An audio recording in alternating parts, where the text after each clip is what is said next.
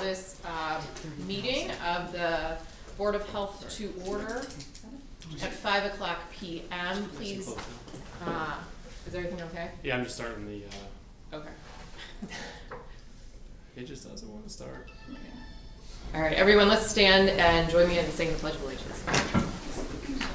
I pledge allegiance to the flag of the United States of America and to the republic for which it stands, one nation, under God, indivisible, with liberty and justice for all.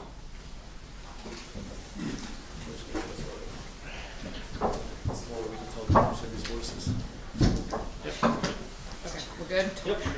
All right, so declaration of a quorum, we have all 5 board members present, which constitutes a quorum.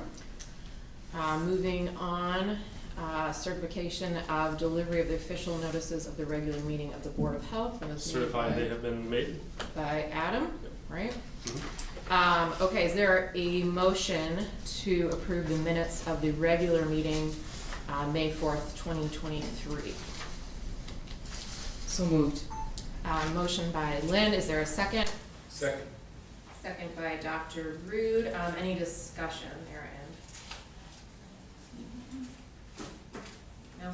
I just have a comment, which is I thought they were really exceptionally well done. I was very impressed by the professionalism of the minutes this month in particular. We'll give Gina some kudos tomorrow. Yeah, absolutely. Yeah, I thought she did an excellent And job. I appreciate her sending them out early so we could actually Yeah. review them and Yeah, a the- few I think edits. it's helpful as I well. I think with some of the other things aside, we're pointing out that we're going to be going out like that week early we planned, so you guys should everything a week in advance to review. I think that's nice. I also like just having that summary of the public comment at the end with various people, because I think that's helpful, and I know, we haven't done that in the past, and that takes a lot of time, so I appreciate that. Takes a lot of. Yeah. Yeah, it is helpful to follow up, and you can kind of see what people have been talking about over the months. So, do we need a roll call for that? That's just No, all in favor. Okay, all in favor? Aye. Abstentions? Opposed? So the minutes are approved, that motion carries. Okay, moving on to the health district staff reports, population health report. If the board would so entertain the offer, Mr. Walder, our county auditor is here to talk about the levy. Would we mind pushing him to the front? Oh, let's do it. I know he loves to be here with us until 8, 9 I'm o'clock. happy to wait till 8 o'clock. Yeah. He brought his popcorn. You got Pepsi back there, so. No, let's roll. We do have the levy coming up. Mr. Walder offered to come in, and by no means my levy expert, so we have one here now. Yes. You want me up here? Yeah, if you like. You don't have to sit down. Can you just raise up higher and I can go lower? I know. For the spotlight on him. I'm kind of used to it, so we're not gonna go through all this. I just do this to intimidate. Oh, you. shoot. That's awesome. Darn. Pass those around. Yeah, thanks. I'm excited about this. Yeah. So I tend to overkill things, and this is probably a good example. Like But, trees. Trees, yeah. yeah. So what I'd like to do is kind of give you some, maybe food for thought in what to consider when you're looking at what to do with your levy, because I know that's. Should we give people the audience something? Yeah, I don't want them back, so. So what, a lot of this is boilerplate in that I gave you the background of where I came to my conclusions and why. I mean, it's just good reading if you choose to do so. But if you could, I'd like to start with tab 1, which is your reserves, because I think you need to understand what you have in reserves and what you don't have in reserves before you can really start thinking about what kind of money you need going forward. So rather than bore you with all of the data that's in there, if you look at the first sheet, there's a history of the reserves and kind of the status of where we are. So you're in a kind of I think you're in an awkward mode right now with reserves. You've technically approved 2 different reserves, but you haven't populated either of them. And I get why, because you're kind of going through a metamorphosis. The one, I guess the net out of this is the items that I would leave for you to consider are the 2 questions, the questions that I pose at the bottom. One is you've created what's called a payroll reserve, and that was to control fluctuation of number of pay periods there are in a year so that you can save in advance. But you did that when you had a lot of employees in Geauga, right? So I'm assuming you may want to rethink that. I think that would be healthy because the Budget Commission will test that. They'll test how many people do you have on payroll and is the reserve amount reasonable? I think you estimated 200,000 or 300,000. I mean, that's like, what, 50 years? I mean, it's just a ton of Yeah. reserve. So you probably want to rethink that. And then we still need the final draft, final version of your capital project reserves. So we have not gotten that yet, and you need to fill out, and I kind of put it in here for you. There's a form on our website to order us to create the funds. If you fill that out, we'll create the funds for you. Yeah, so we found out, it looks like is that when all the transitions happened, it never got forwarded over to the county auditor's office. Yeah, I'm guessing it's when you guys were switching people. I Yeah. mean, it just Is it didn't done? happen. Well, you did vote on it, yes. Yeah. Yeah. The payroll one, as Mr. Walder mentioned when we talked, No, I mean, it's- I'm not gonna fill that one because it doesn't make any sense. No. Great. So I would recommend you rescind that one at some point, just to clean your records up, because it's technically still on the books. Okay? So that's really all I wanted to, but I gave you all the history. So there's some how to set up reserves, why you did them. Those PowerPoints are in there. I shared those with Adam before you were considering it. I just thought the board, I'm sure you have nothing to do. You'd want to read about reserve funds, because that's what I do. The next thing is, I think, tomorrow, yeah. I think the next item is on tab 2, and this is something that is often called your reserves, but it's really not. It's not reserved for any purpose. It's just your unencumbered cash. So unencumbered cash is what happens at the end of the year when you have money left over that you didn't spend, and it's going to carry forward into the next year. And again, you have to be careful looking at these numbers. This is a moment in time. So as of January 1st of this year, in all of your funds combined, you had a little bit shy of $3.8 million in your cash reserves, called unencumbered balance. They weren't reserved for any reason. Those are all subject to interpretation by the Budget Commission to determine whether or not that's warranted. Now, the advantage you have is you have them spread out over a variety of different funds. So each of those funds have to be tested for need, and we do that. But more importantly, I think, in your case, this number is going to change real fast this year for you in a downward trend. So I don't want you to overreact and say, oh my gosh, next year the Budget Commission is going to hammer us, because this is a really fast moving number, and we know that. The Budget Commission intentionally said to Adam when you came in for the budget, we get it. We can't react right now. It would be wrong for us to do that, because your numbers are in such flux. When you go to do these payouts for these settlements, you're going to drop almost $1 million overnight. So, that's just food for thought. But you don't have a specific idea of where we stand June 28th? You're still close to this number because you technically haven't moved that money. It's actually in your board package you guys get. It's in the finance section. You get a cash by fund, current expenses minus revenue and all that stuff. Revenue minus expense. The difference from what you'll see in that report versus this report is that that doesn't count money that may be encumbered, but you haven't burned yet. At the end of the year, money that you didn't spend gets rolled into this unencumbered number, and that's when that thing spikes. So at the end of the year, everybody's goes up, we hope. Otherwise, you spent more than you had, which is not a good thing. Then I wanted to address, and I do watch your meetings. I try to do that because I like to know what each group in the county is doing so that I can be ready for questions that may come my way. And I know you've asked yourselves, one concern you've all had is this levy that you currently have is old, and is it growing or is it stagnant? I think that was, a debate that you were having internally. And so I ran your scenario, and I ran it only since 2013. I did it both in a chart form, and then I did it actually in a bar chart, which I think... We're in tab 3? Yeah, we're in tab 3. Okay. So the chart are the actual numbers. The bar chart shows an upward trend. So contrary to conventional thinking, you have a fixed millage levy, and you would think because it's locked into whatever year it was originally created, you should draw no more revenue. Well, your millage never changes, but there's a factor that does influence your collection, and that is new construction, and it's also past due bills that are paid in a current year.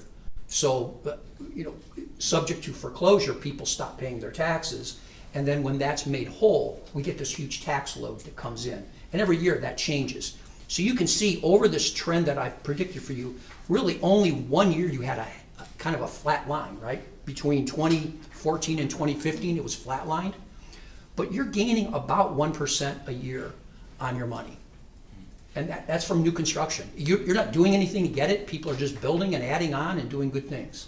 So it is true your levy isn't generating any higher rate, but the pool that it's drawing from is growing. I think that's why I mentioned everybody, I think we did a 15-year look back or something like that, and that's where it's like 500,000 to 650-ish, well, the projection was 650. Yep. But that's why it varies, like, it has gone up over time, it's just the millage has not, it's 0.2 mil. Is that what we are, 0.2? We're 0.2, yeah. Yep, And I think 0.2 mil. we're still lowest in the counties. Well, zero is the lowest, but yeah. Well, yeah. And it's not a competition. It's just- Yeah, right, I mean. Yeah. So if you go to tab 4, this I think will be most valuable to you. People always ask me, what's a mill? What does a mill produce? How much money does a mill? Mill is a really simple equation when you think about it. You take the value, whatever entity is trying to calculate its millage, you take the value of the real estate property as a whole and you divide it by 1,000, and that's what 1 mill brings in. So in this case, I've put out your Schedule B. This is what we give Adam every year. This is what we base his budget on. This is the revenue that's coming, and you only have one line item on this, and that's where I've designated as C. It's the highlighted one. But the A that I circled, that $3.6 billion, that's roughly the amount of total value of real property that the county as a whole has. If you divide that by 1,000, 1 mill in the county will produce roughly $3.6 million in revenue. So you're at 0.2 mils. If you were to put that levy on today, you take 0.2 times 3.6 million. That's what your yield should theoretically be at 100%. Does that make sense? Mm-hmm. So I mean, it's in that. Now the thing to recognize is that item A changes every single year. That's why your old levy is only yielding a lower number, because back in the day you passed it, it locked in at that rate. It never changes. Only new construction changes it. D, on the right-hand side, we always provide yields in 100%, 98, and 95. It depends on the economy. The treasurer determines what yield we're going to have as a predictor every year. He does it just before budget season. We've historically been at 98. We dropped to 95 during COVID. It was a false alarm, but we always want to be more conservative. We actually in the county yield about 102% on average because of new construction. So this does not count new construction because we don't know what that's going to be. You get no inside millage. That's that B, the county gets inside millage, so you don't need to worry about it. C is your levy. And if you go across on C, it tells you it's a 0.2 mil levy. If you go across at 100% yield, you'll see it gives you that figure. And then at 98% is what you normally budget to, and then 95% if we were in a poor economy. And what's the columns agriculture, other and public utilities mean? So that's how the reduction factors kick in. So you'll notice public utilities always pay full yield. Ag and commercial pay a differentiated yield. That's how we calculate what's called effective millage. That's the loss of the dollar as time goes forward. It's reflected in those first two columns. The third column doesn't have it. I generally tell people that's our calculation. You don't need to worry about it. That's how we get the That's final what I number. heard, don't worry about those Yeah. columns. Yeah. And then I gave you a cheat sheet for this. You don't have to remember anything I said. The next page is the cheat sheet. So I tell you what A, B, C, and D are. You don't need to worry about B. And then I kind of describe what the kind of levies that we typically see. Renewal, replacement, and then term can be altered. If you go to tab 5, in that page on tab 5, we've identified that you have you're 1 year early on your levy, so that's good. That means you have multiple bites at the apple still. This is considered the early, the 1 year early. You have all of next year that you could also renew or replace or do something with that levy.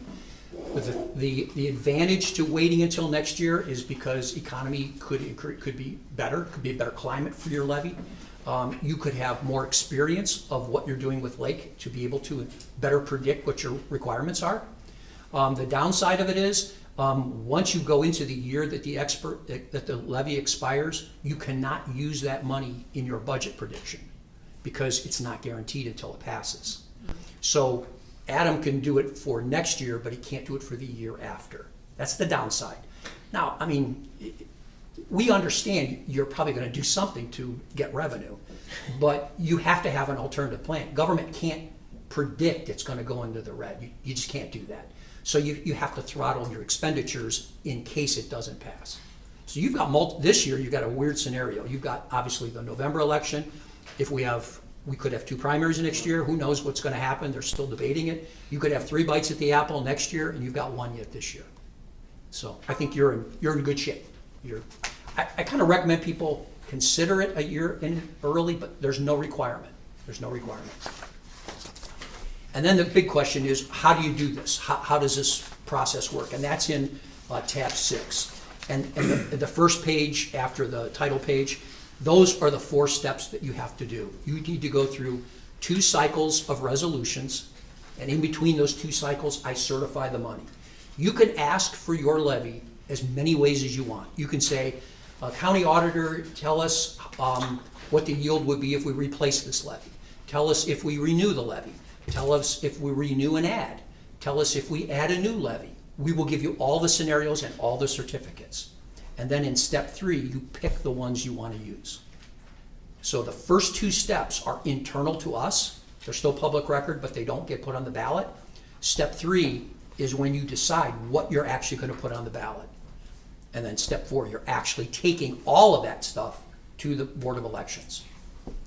So it is a little tricky this year because there's been some changes in the legislature that have changed some of the requirements of step 1 and step 3, specifically in how you write the resolution.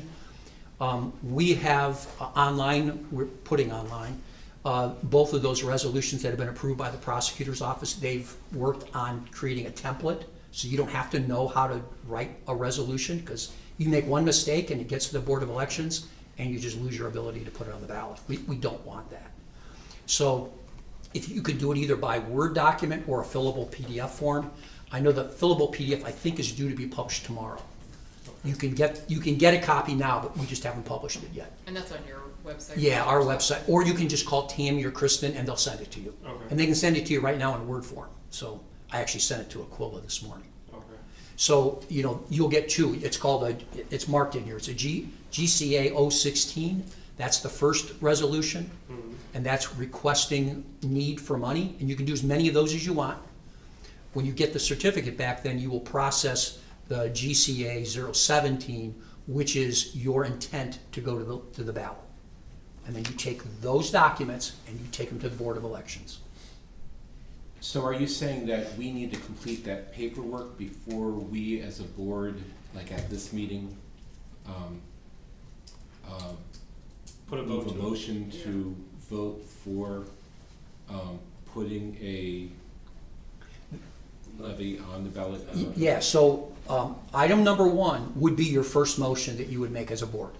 Item number 1 would be a prepared resolution that would say something to the effect, we want to renew our current 0.2 mil levy beginning in whatever year you want it to start in, for a period of how many years, and there's certain other legal requirements that have to be in that resolution that we've embedded for you. And then as a board, you have to roll call vote and assert that you have a majority interest in doing that. That is what triggers me then to certify that this is the amount of money you'll collect if you do that. So we can't just state that, we have to actually It has to be a formal resolution. form a resolution with formal format. Yep. What are the First one deadlines? again? I'm sorry, what? What was the name of the number 1? 16, it's on this, if you look at number 1, GCA Oh, 016. Third line Yep. down. Got it. I kind of tried to give you everything in writing. And these are on the Geauga County website? GCA 016 and 017 should be on the auditor's website, and if you can't find them, just call Tammy or Kristen in the budget group and they'll send them to you. As you know, we're rewriting all the websites, so things are getting moved as we speak. So to answer the question, is a question of timing. Right. You work these backward. So if you look at number 4, that tells you when does it have to be at the Board of Elections. It has to be 90 days before the election, right? That's the end point. Now you work backward from there. How many meetings do you have? You have to go through 2 resolution cycles. I could potentially take up to 10 days to certify. I'm taking about a day right now. It's our average. We're turning these around every day because I don't want to be the reason why you don't get this to the ballot. So the election is November, Yeah. I was just Yeah, looking at I believe 9th or 90, 7th. I think it's August 7th? Is it? Oh, the November. last, 90 days? With the 90 days, I think November 7th is the election, so yeah, so August. roughly August 5th to the 8th, if it's gonna be in that window. I thought it was our July meeting is when we'd have to do it. You get grant. But you need two, Yeah, you need two. Because now, yeah. If you have a problem with that, is what, so. let me know. I could send Tammy or Kristen to your meeting, It'd be here too. and they can certify it. They could run the numbers, certify it on the spot. I don't like doing that, because Mhm. I don't wanna go to a million places to do that, but I get it. If you wanna do that, I will accommodate it. I mean, if the board would be so, I mean, with the House Bill 110, a couple other things coming up, it may not hurt to have a special meeting if you're willing to, just because Brian's gonna be getting us the information for the House Bill 110, the payment. We probably would meet one time in early July, which we could do the first one, then do the second one at the end of July. Or if you were so inclined to do so, but the House Bill 110 is gonna be a big bite of the apple, so I wouldn't mind if we met, just to go over that. I would agree, we should know that number. Mr. Walter, you mentioned several scenarios of levies. How long does it take you to project those categorical ones? Is that One day. something- 1 day, okay. You give it to us, we'll turn it around in a day. Yeah, that's- I mean, we have 10 days by law, but we Yeah. have a bunch of equations that we just plug them into and we crank out the scenarios. Obviously, the more you give us, the longer it takes, but it's not complicated. It's good to be thorough, I think. Yeah, I mean, I'm anticipating you're gonna look at maybe a replacement scenario, a renewal scenario, and maybe you could also look at a renewal and add. So if you had, and that's something I would, Given, again, everybody right now is not looking at adding taxes, and that's something you have to be mindful of when you're serving the people that are voting down on taxes. and I think my recommendation will still hold from last time, and that was, it's a renewal. I mean, the board, as a board, you can do whatever you would like for please, but the whole point is to save money. If we save money and then tax more, it kind of, it's double negative at that point. No, I think that's not our goal. right, and our goal is not to put you in a bind either, but I was Yeah. hoping that at this meeting, we were actually gonna be voting to whether we were or were not going to place a levy as the first. But it looks like we need paperwork. But- I mean, Yeah, well, here's what you could I can go do on the as, website right as now. a, Well, that's what I was thinking. It's If we do it's it- on the website in the PDF. Could you email maybe to each of us the Word form? Well, let's just print out the PDF. Yeah, and can we fill get it in. printed out? yeah, the PDF's not posted yet. But the board copy No, the is. PDF, The Word, I don't know if the Word copy's up there Okay. yet. I got the Word copy this morning. it looks like the PDF's online. Is it the latest one? It's gotta be the House Bill change, that's what we're working on. There was a House Bill change that we have to Do you incorporate. have, do you have a date on one? It should be dated like in the last week, because that's when Chrissy just did it, Chrissy Ryan, in the prosecutor's office. We don't see a date I don't on see a this. date. Yeah, let me do this. You could vote with your intention, and then we could prepare the document, and what you could do is you could open the next meeting approving it formally. I could have Tammy and Kristen here, or Ron, he could certify prior to 2013, is called qualified. And qualified levies earn the millage that, Look at House Bill 110 information to decide whether we're gonna do anything more than just a renewal. Or Is- this. I don't think the House Bill 110 would impact the renewal as any more than the House Bill 110. If you guys have questions before you've given me the authorization to enter into that contract. Right. But to go over what that contract means, which is where I met with Ron Lighty and Mr. Walder with some of this, was it's an unusual scenario where a government entity is paying back $1 billion Right. to the public, and there's a lot of strings attached. But we don't have any reason to believe that that's gonna be $1.5 million. We don't, it should be about I think I have appropriations tonight for $1.1 million, so there's some buffer in case they have additional mailing expenses or other things. Right. That's the only thing I've increased. So for that reason, I'm not really concerned that much regarding the Correct. levy decision Yeah. Yeah. on the basis of House Bill 110. I mean, if you gave the authority to do a renewal, assuming that's what you want to do, we could prep the paper, like Mr. Walter said, tomorrow when the PDF is available, and then we could get it processed for the next meeting. We could have a So we special can if you vote wanted. with the intention tonight. I don't see why. Then it would be- I'm not a lawyer, but I think you've got one. That personally makes me a bit uncomfortable. I think we should have a form So is the date, is 02/2023/05 the date? Yeah, Okay, that's February, That's so what- that's the old one. okay. But could you send us the new one and the Word Yeah. form? Yeah. Yeah, and we'll get that prepped. We'll schedule a special meeting No, beginning yeah. of July. They're blank, so you Yeah. have to fill them in. I mean, Right. I can't create it. I mean, I'm just, Yeah. yeah, sorry. You gotta Yeah. match Just it. making sure. You'd be surprised if people ask me. I can't, I'm not allowed to touch the number because I'm vetting the number. You can't be on both sides of the equation. Yeah, makes sense. Although sometimes people. And I just want to go, I just want to go back to the concept of the levy itself. Yep. And the unique nature of the levy being as old as it is.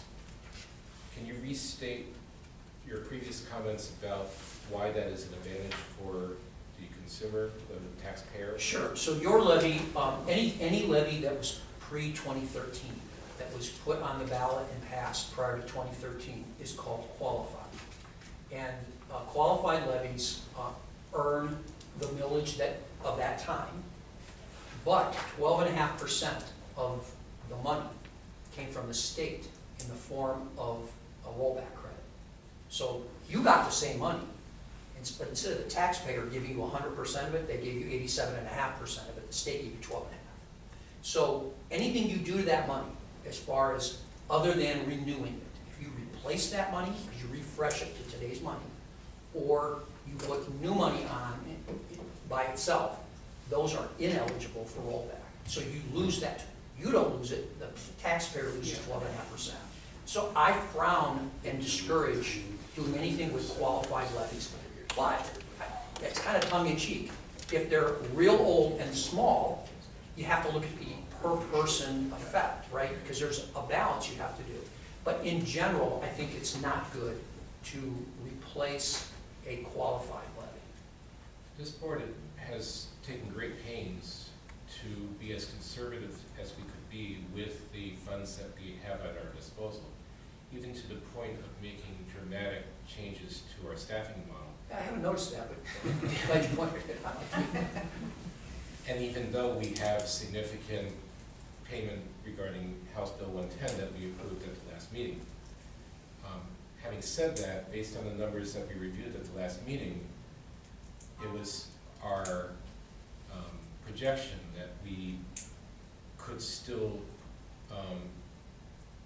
subsist on the funds of this being just a replacement or renewal of the same levy. It was the thinking that we talked about at last meeting. And for the foreseeable future, when, which we'll talk about operation and maintenance later tonight, I actually wanted to bring Mr. Walter to that before he leaves. That will offset the for sale property money, not immediately, Right, 2-3 years from now. right. But I don't see a reason why we're not sustainable on what we have right now, at least 5 years. Right, so I think we have in our head the substance of what we are thinking based on our previous discussions we're going to be trying to shoot for. And one of the factors that is foremost in my mind is how can we be the best custodians of the funds that the county residents are allowing us to have access to, and how can we keep our promise to be as frugal as possible, keeping those taxpayers in mind, and having that 87.5% instead of 100% is an advantage to the taxpayers. It is. And I'd like to try to keep that as much as humanly You know, I think you're 90% of the way through your decision tree when you, many people struggle with that exact concept. What do we want to be? What do we want to be when we grow up, right? You've already determined that. You want to be cost effective, you want to be efficient to the taxpayer, yet you want to provide the services. And, you know, but you are in a kind of a gray area right now. Do you know what your model is going to produce in 2 years? No, you don't. So I think if you didn't have $3.8 million in unencumbered cash carryover as of January, recognize you're going to lose $1 million of it. Right. I would be worried. I'm not worried with that 3.8 million, because even if you lose $1 million or $1.5 million, you don't have the same burden that if you had 30 employees, because you'd have to have more carryover to fund them through the first quarter before taxes are collected. Because you're a contract-based, you can predict exactly your cost model. That's a unique advantage. I think that's another advantage to what you did. Your burden really is what, 2 employees. That's what you have to be worried about for carryover. You got other expenses, but most people are worried, can they feed their people for the first 2 months of the year? And they need adequate carryovers to do that. You don't have that problem. We do have the problem of having to pay for the staffing model that we have contracted. But it's a predictable But it's a contractual predictable model. You don't have an overtime issue, where you look at fires and police departments, it's the great unknown. Right. You have, you're in the middle of winter and carryover, most accidents, you don't know what crimes are gonna get committed. It's totally unpredictable. And in public health, things can happen like, you may have heard about the global pandemic. A little bit, yeah. I heard there was one, but I wasn't sure. Or the Trainer. train. Yeah, Yeah, right. train derailment, yeah. Train derailment. Which I heard, I mean- maybe that's what the smoke is. I mean, I'm just saying, But That's, It's gonna be a post tomorrow somewhere. Yeah. There was, Sounds like I it should be a probably, headline. probably shouldn't have said that. So our discussion today has been that in the event that something catastrophic does come up, we do have the ability potentially to add a second or additional, a request for additional funds for an add-on levy separate from, we don't have to make that decision at the time that we're. No, doing it's not a one and done approach Right. with levies. You can do levies any year that you want. so if we decide to do our renewal this year and then find ourselves in a position of some crisis coming down the path, Right. we could next year. You could put a different levy on, you could, Okay. you could technically, you can renew a levy that isn't expired yet. You lose the years that are left, which we frown on because Yeah. you already paid that expense to put it on. Why would you throw away those years? But people have done it. So to answer your question, I think the mistake that I've witnessed with larger enterprises, and I don't want to name the category because they'll get defensive. They may have many millions of dollars worth of resources that they're spending annually, and they have many millions of dollars in unencumbered cash carryover. Their argument has always been, how much is too much? And that's the question that falls onto the Budget Commission. Quite frankly, we very much drill down and determine what is your actual need? What are you stating your need is? If your need changes, we would expect you to do something to increase your revenue in some way, whether it's programs or whether it's levies. Obviously, programs are preferred from a taxpayer perspective, but You're not bottled at whatever you decide at this moment in time, you're forever stuck with the next 5 years. You're not. I just think, from my cheap seat, if you don't know, how do you predict? How do you say you're short? Because my experience in looking at your numbers, I'm not saying you're living high on the hog, because I have entities that have $28 million in cash reserves. But $3.8 million is reasonable. So that's the test. Do you need and is it reasonable? So, And I'm looking at 3.8 million as really. 2.5 maybe, or 2 whatever. 1.5, and just thinking whether or not there's any crisis. But if we can I mean, have the renewal and then turn around and have the flexibility of being able to put another levy on later, although there seems to be some issues with that, we can do it. Yeah, there's no issue. You can, any year, any ballot time, you can put a levy on. And I think what they're mentioning is, so we looked a while back, this was a couple of years ago, we looked at if there's a levy and a tax assessment, or 2 levies, or 2 tax assessments, however you want to verbiage it, generally one fails within a cycle. So the voters at some level, on average for health department, said, you can have this one, but not that one. Or if they had a tax assessment and a levy, one was voted as a no. So either levy was or tax assessment. The proximity of one levy to another is a challenge. So term becomes important and period of placing becomes important. Right. And there's arguments for that. There's many townships you'll see have back-to-back levies, and it kills them. It's tough. They're just always campaigning for a levy. They're always putting it out there, and people get tired. Yeah, They're tired of being bled, and they just go, enough. As Mr. Walder mentioned, I mean, the great unknown for us right now is operation and maintenance. It's how fast we get up and running. We know we need at least one additional staff member right now just to get it off the ground because of the sheer load it's gonna cost, really need one sanitary and one clerk. But that's the great unknown. I mean, it'll generate revenue, it just doesn't generate revenue day one. It generates revenue like year 3, 4, and 5. Because, you know, we're starting, which we're going over this in detail tonight. We talked to Mr. Walder actually earlier in the week, is there's a ramp up here we're going to show you is how it's going to look, but it takes time. You know, that first year or two is not going to generate the revenue that year 3, 4, and 5 will, and then 9, 10, 11, things like that. Right. So- Which is why I personally am opposed to wasting this November election and not putting a levy up for this time, because of the concern that if we don't do that and try to do something in the spring of next year and find out between now and the fall of next year that we actually need more funds, that would be going to the voters twice in a single year, and I find that concerning. And that'd be up to the board. I mean, I can't make that decision. Right. I mean, I can't vote for you, obviously, but I mean, I think with the financial data we have available today, your renewal is the option that makes sense. I mean, I've said since day one, I still think it's true. What tomorrow holds or the next day, I couldn't tell you, just because, you know, no one expected a pandemic. Nobody expected, you know, the train derailment or even pertussis that we're dealing with right now. It's just not predicted. It just happens. But there's nothing out there on the horizon that we have some hint of. No. Operation That we maintenance should be is, aware is of. the one thing that we're looking at right now, but we've got a very good handle on it. So I think we're right. Keep in mind, we have mutual aid, so if something like that does happen before any partnership or any cross-section jurisdictional contract, we are there to help each other in public health and the state. I mean, we track the money separately, we know what we need to do Right. and help out. When Parkman Wells was an issue, we had a burden, but we also reached out to the state, and we've Yeah. fortunately been supported for that unique circumstance that was not the fault of the Parkman residents. Correct. Right, I think there's a lot of hypotheticals, but we need to plan for, you know, Yeah. the information that we do have.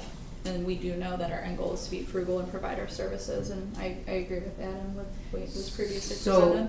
are we in a position to vote conceptually tonight I mean, if for what? Either forms, I think we need to table it. If you're willing to waive, if Mr. Wallace can have them available tomorrow, I can get them ready and have Yeah. them there. And I think Mr. Kashira would have an update by then for some other things with House Bill 110. And it's probably not a bad thing for all of you, via an email to be able to talk about it and say what's going on. You're gonna want when you fill out the form, you're gonna want your APA to look it over just to make sure. You don't want a mistake. Yeah, and I figured it was gonna have A to mistake is gonna be, when you get to the ballot, they just reject. I figured it was gonna have to go to Linda for, at a minimum. And she's doing it for me every day right now, so Okay. and if she's not available, let me know. Okay. I'll get you another And I one. think How many levies are going on the ballot that's just doing? Well, a lot of them are renewals. Okay. I'm stressed out. There are actually more, I have no opinion because I'm not allowed to, but there are more than I thought there would be at this Really? time. Okay. So, And and just, they're going on the November ballot? Well, let me just say this, they're all in step 1 and 2. Okay. It doesn't mean they've decided, they've requested information. Okay. That's the early warning for me, is like, we're gonna get a lot, and you have to be prepared. Because I mean, that's something to think about too. Yeah, There's 10 levies on the ballot. I'm not voting for yes for all of those. correct. I think most people are. but on the other hand, Benefits and risks of that, because there's a better cost sharing of putting it Oh, on the that's right. ballot, Right. but there's the risk of there being that many. Yeah. I don't know. If we wait? There are infinite degrees of freedom here, Do you and there's have no a right sense- answer. Do you have a sense of how many that are on the ballot are just renewals and how many are? I only know now how many have requested. We probably got a half a dozen to a dozen that have requested certificates. That doesn't mean anything, because they can just decide not to do it, Right. right? A lot changed with the primary. And you know why, right? There are some people that have to go back out though because they have levies that are expiring. Right. So they're in their last run. They have to do it. Okay. Those are township levies, okay. Usually, yes. The only last tab that I didn't talk about is when you do just make your decision, promoting a levy, there are guidelines for promoting a levy. If you thumb through I gave you the ORCs, which are, you can sleep and read those. I actually gave you 3 words. I went to some classes on this. They gave me 3 words to consider anytime you talk about a levy. Be neutral, make sure whatever you say is verifiable, and make sure it's informational. Don't say anything else. No opinion, no threats, no, if you don't do this, we're gonna do that, unless it falls under those categories. If you've decided as a board that you're gonna take certain action if something fails, that is now factual and verifiable. So, those are the cautions, and I gave you a bunch of PowerPoints and people that have, I think you're going outside to help promote the levy, which is good because you're not subject to, you're subject to this. This is for public officials. Can the public official be present at a meeting organized by someone from the outside I'm just to honored. be there for, be neutral, verifiable, and informative? Yeah, I'm just the auditor. Sounds like legal talk, but I don't wanna be on And- record. Yeah, you know, I'm going as far as I can go because I took these classes just so I knew what Right. could be done and couldn't be done. But I don't feel comfortable advising anybody of having I just tell everybody, just be careful because Yeah. these are auditable issues. So the state is auditing Right. actions during a funding cycle. They just do that. And the November cycle will probably be ones that they'll pull because there's more. I just find it incomprehensible that some communities have been paralyzed, in a sense, Yeah. that they can't say anything because of fear about being audited. I believe that we have to say something in some format that is neutral, verifiable, and. Yeah, I don't believe that the law requires you to be silent. I But just- we can put together an information sheet that is has all three elements. Yeah, and I would pass that through your council, make sure you're clean with it, and you can talk off those points and you're good. But we can't print it and distribute it. Right, In a that's what I manner. was gonna say, I think that's the issue, if you use. We Well, can't I think spend money. No, correct, but Correct, it but can talking be points, in our consistent, hearts and brains. but consistent talking points. Right. I think you want to lean on your APA for that. Right, I mean, I- Linda's not gonna wrong. Yeah. I'm having trouble just getting the numbers out, so, Okay. okay? Is there if any questions or? there's no additional questions, I just wanna go over the House Bill 10 that we talked to Mr. Walder Yeah. about. I just have one quick question, so because I recently got my property tax bill. Oh, boy, here we go. And- There's one in every crowd. No, well, I'm just going through, there says tax distribution, and then everything gets pulled out, and then, but there's no health district, and then You're- it's just you're special other. other. So are we the only other in that line? Only other. One, You're the only other. Are you there's the something only- else in there. It's There is also something else. special, are we There's the something- only special? Well, you guys are special. Yeah. You are. Oh, I have You know, and I've actually asked, what there is in that routine, there's a threshold, right? We Yeah. have a percent threshold. Yeah. Because because Adam is struggling to be the best, the lowest of everything. You fell into that threshold that was slated. Yeah. I'm asking my staff we're redoing that whole component, and we want to break out more granularity. Can we reduce the threshold?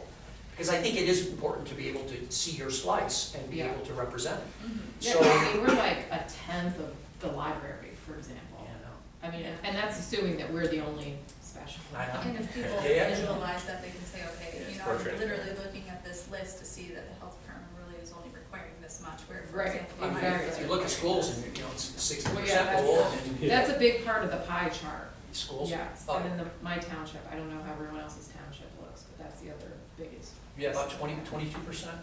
What's Russell, Um, 24%? I don't know, well, it's just, I can just see it by dollars Yeah. and cents. So not the by- rule of thumb is 55% schools is average, about 20 to 24% for townships is average, about 20% for the county is average, and then the rest falls out everywhere else.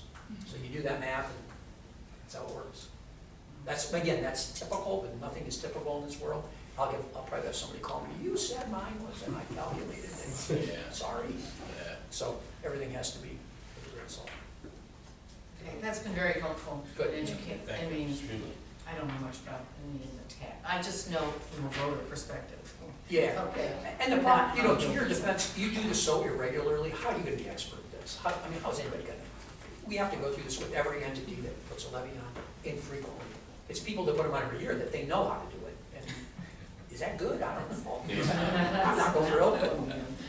And did you need O and M or House Bill 110? Operation maintenance. Okay. Okay. Yeah, House Bill 10 we can go over a little later. I think we've clarified everything with Mr. Walder. I mean, there is I'll pass this around, you don't want to sign it yet, but there is an appropriations change for $1 million to increase contract services in the Board of Health Fund.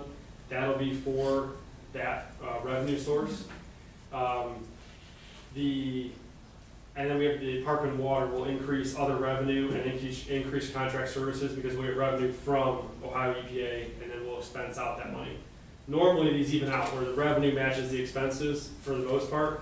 In this case, it doesn't, because our unencumbered cash balance is what's gonna be drawn down to have the increase to contract services for general fund.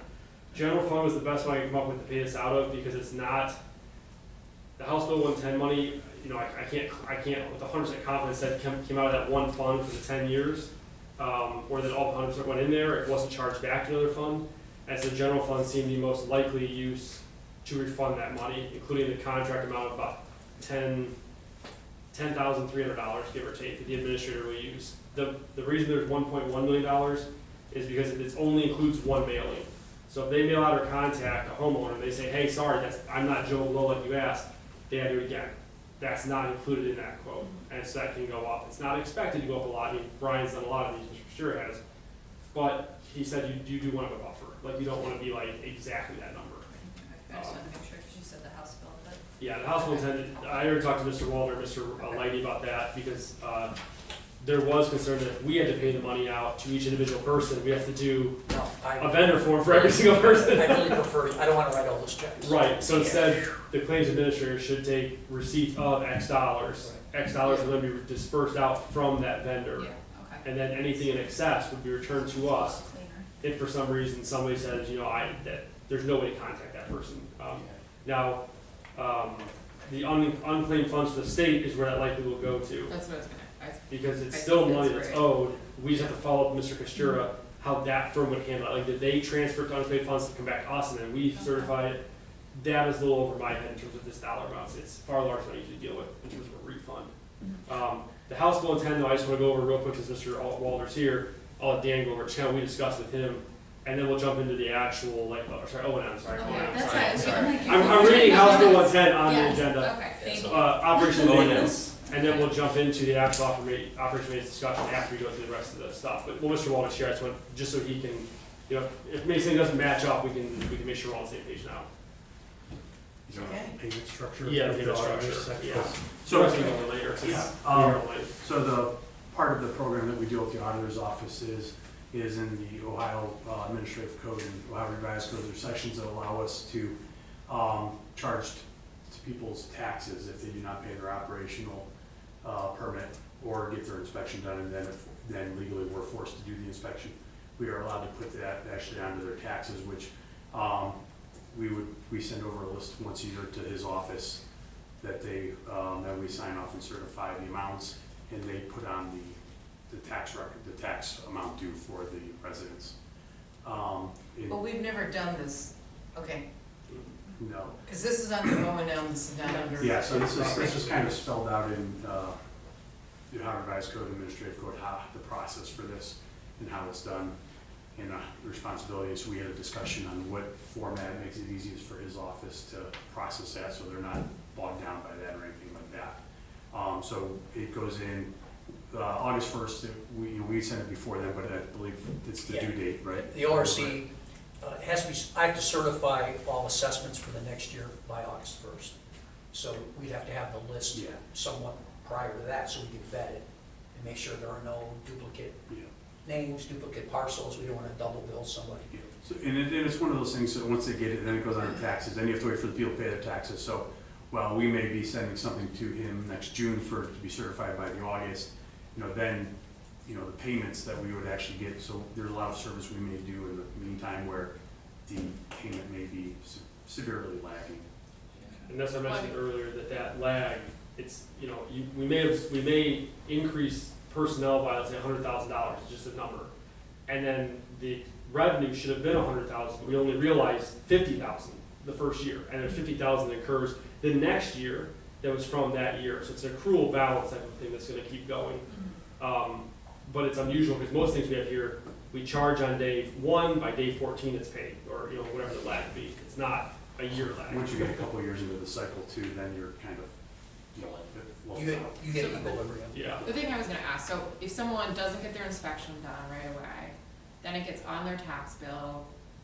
Someone from Geauga Public Health is supposed to come out. Maybe in the interim, that person does get their system inspected. How are those sort of things gonna work? So as part of that, we're working out the prosecutor's office, how they Okay. want it exactly done. But what it is there's a point where, at some point, there's just a drop dead date. Yeah. That I'm sorry, you know, we've already charged you this, we'll do the inspection, and, Yeah. and we could talk about potential, I mean, at that point, if the board would want to refund something. And we, you know, those are Yeah. topics we could do. So there's, So, sorry. so if in fact, Lynn Roman doesn't call and have her inspect repair fee, you're gonna come out and do the inspection anyhow? So there's two So different, go ahead. yeah, there's two different things. One is the operational permit. And so there's a payment for the operational permit. And really, what we don't want to do is we don't want to be sending our inspectors to anybody's yard. So we want people just to pay their operational fee, which is almost like paperwork, administrative overhead for tracking everything, keeping our computer system up and running. So it's more of almost, we'd rather just be the bookkeeper, so to speak, like where we're just keeping track that everybody's doing what they want. But so if you don't pay that fee, then that would be the first thing that would go to the auditor's office. And, you know, then there's all this stuff we send to the people about that you need to do X, Y, and Z. And, you know, what we want the residents to do is maintain their septic system and hire, contact a private company to go take care of their, whether it's pumping out their septic tank, just evaluating to see if it needs it or whatever. But, you know, whatever maintenance the particular system needs, that's what we want the homeowner to do. And then submit a piece of paper to us saying it was completed, you know, and that's what we want. But the code does require that if the person does not complete it, then it does fall on our responsibility to conduct compliance inspection. And then that's the point where we would say, hey, we're gonna come out and do it, and unfortunately, we're gonna have to charge you More money. more money. And you're not anticipating going to Mr. Welder's office August 1st of this year? No, this would be looking at next year Right. to start that process, So I yes. guess my question is previously we had these programs where a lot of people were ending up at the prosecutor's office. Is this a way to avoid that happening, or is that still a step that is included and then it goes on their taxes, or what does that look like? Where is that portion? No, we really hope we're not at the prosecutor's Okay. office like So this this is before. kind of So the there's a lot, alternative yeah, route? so this is, Okay, a lot of this is actually, so the only time I can really see us being there is if, you know, we do have a legal obligation to conduct these inspections. Yeah. So if they're meeting us at the front door saying, you're not gonna step on my Right. property, and then that's when we'll have discussion with the prosecutor's office and see how they wanna proceed. Okay. The goal is what the private sector does, Yeah. do the inspections. They pay us the small fee to maintain and certify to the state that everything's being done, and that's it. I just And- remember you were spending a lot Yeah, of time. yeah, and even though we were in court a lot, yeah, even though we were in court a lot, the prosecuting, Linda, who we deal with, she did set up a good method of mediation where we tried to avoid court. Right. And we did get through a lot of people without actually having to go to court, and we meet with 15 or 20 people in an afternoon, and we were able to resolve a lot of things without going to court, so, Yeah. you know, if it does get ever to that point, hopefully we can kind of beat that process, so we're not in court. Good. The thing that I think is needed is there needs to be some education around this process. And I honestly, we are legally required to educate people. That's one of the requirements in code of operational maintenance, is we are responsible to do that. We're starting August 2nd was our first public thing. So we'll be starting in August and hitting being out on the multiple nights a week for a while, going to different townships and whoever will have us, so we can begin the educational campaign. Because it is kind of a rough thing, because honestly, people aren't happy with the program, you know, it's government in their backyard. And so you take a lot of heat at these initial meetings, but, you know, the point is we need to get out and educate people and let them know why the program exists, what we're doing. It's an unfunded mandate, and And Talk to we're, your state rep. I can see a lot of people like not being happy, but yeah. we do need to make sure people understand Yeah, and that's a big your push. role and Yeah. our role. and Geauga is gonna be very unique in this situation. I mean, I know unique is overused sometimes, but we are unique in terms of, we have likely the most septic systems in any one county in Ohio. We're either one or two, First. one. We also have a huge Amish population.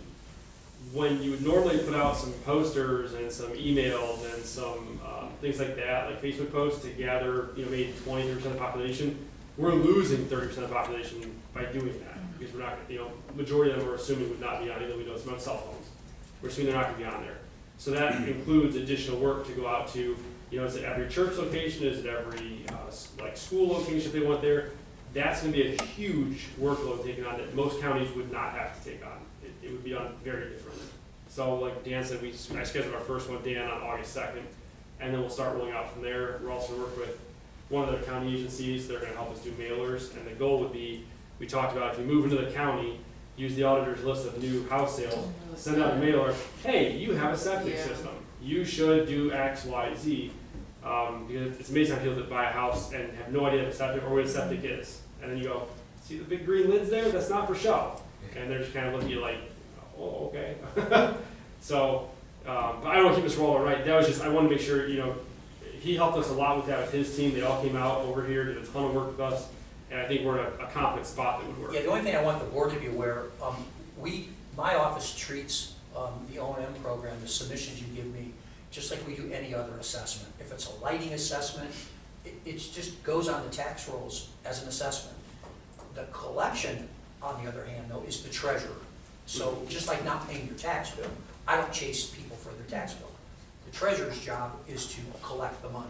So he would be collecting your assessment for you, and whatever process they follow, I think the prosecutor gets involved at some point. But this is not we didn't create a new system. We're just using the system that's in place. It follows just like taxes. And it's gonna be like some sort of, I was looking for my tax bill I had. Oh, it's just gonna Be be some another kind of. part of the pie chart. Yeah, it's gonna be like some sort of line item Yeah. on here that explicitly tells you. No different, like a Berkshire, for example, they're paying for their wastewater treatment plant. They have a assessment, a sliver assessment to pay for their wastewater treatment And plant. if people pay for their bill, like when we send it to them, then. They'll they never don't need to appear. show up on that. Yeah. Right. And that's the hope, right? Yes, that is the Yeah, hope. right. The hope, yeah, so we have a process we want to try to use, you know, between the initial mailings and reminder postcards and stuff like that, really to try to not send anything to his office at all, which isn't gonna happen, but Right, sure. That's the goal. that's the goal. I'll hold you to that. I just wanted to, if I can, just thank Mr. Walters, before there's some discussion about not being able to collect it on the taxes, and I think you helped work through that, this could be back under file, but helping us do that and not making the Board of Health look like a collection agency is critical. We're using a system that's in place and it really brings us up to the equity with everybody else, so thank you. Sure. At significantly reduced cost. Yeah. It would be significant if we did this in-house, significant. Yeah, absolutely. Yeah, and especially for fees that aren't that much. No. So, Okay. thanks. Thank you. Thank you. You want me to stick around for, I don't want to deny the public any question. They have- I mean, you can. I mean, I have to discuss Going like the, this, no question?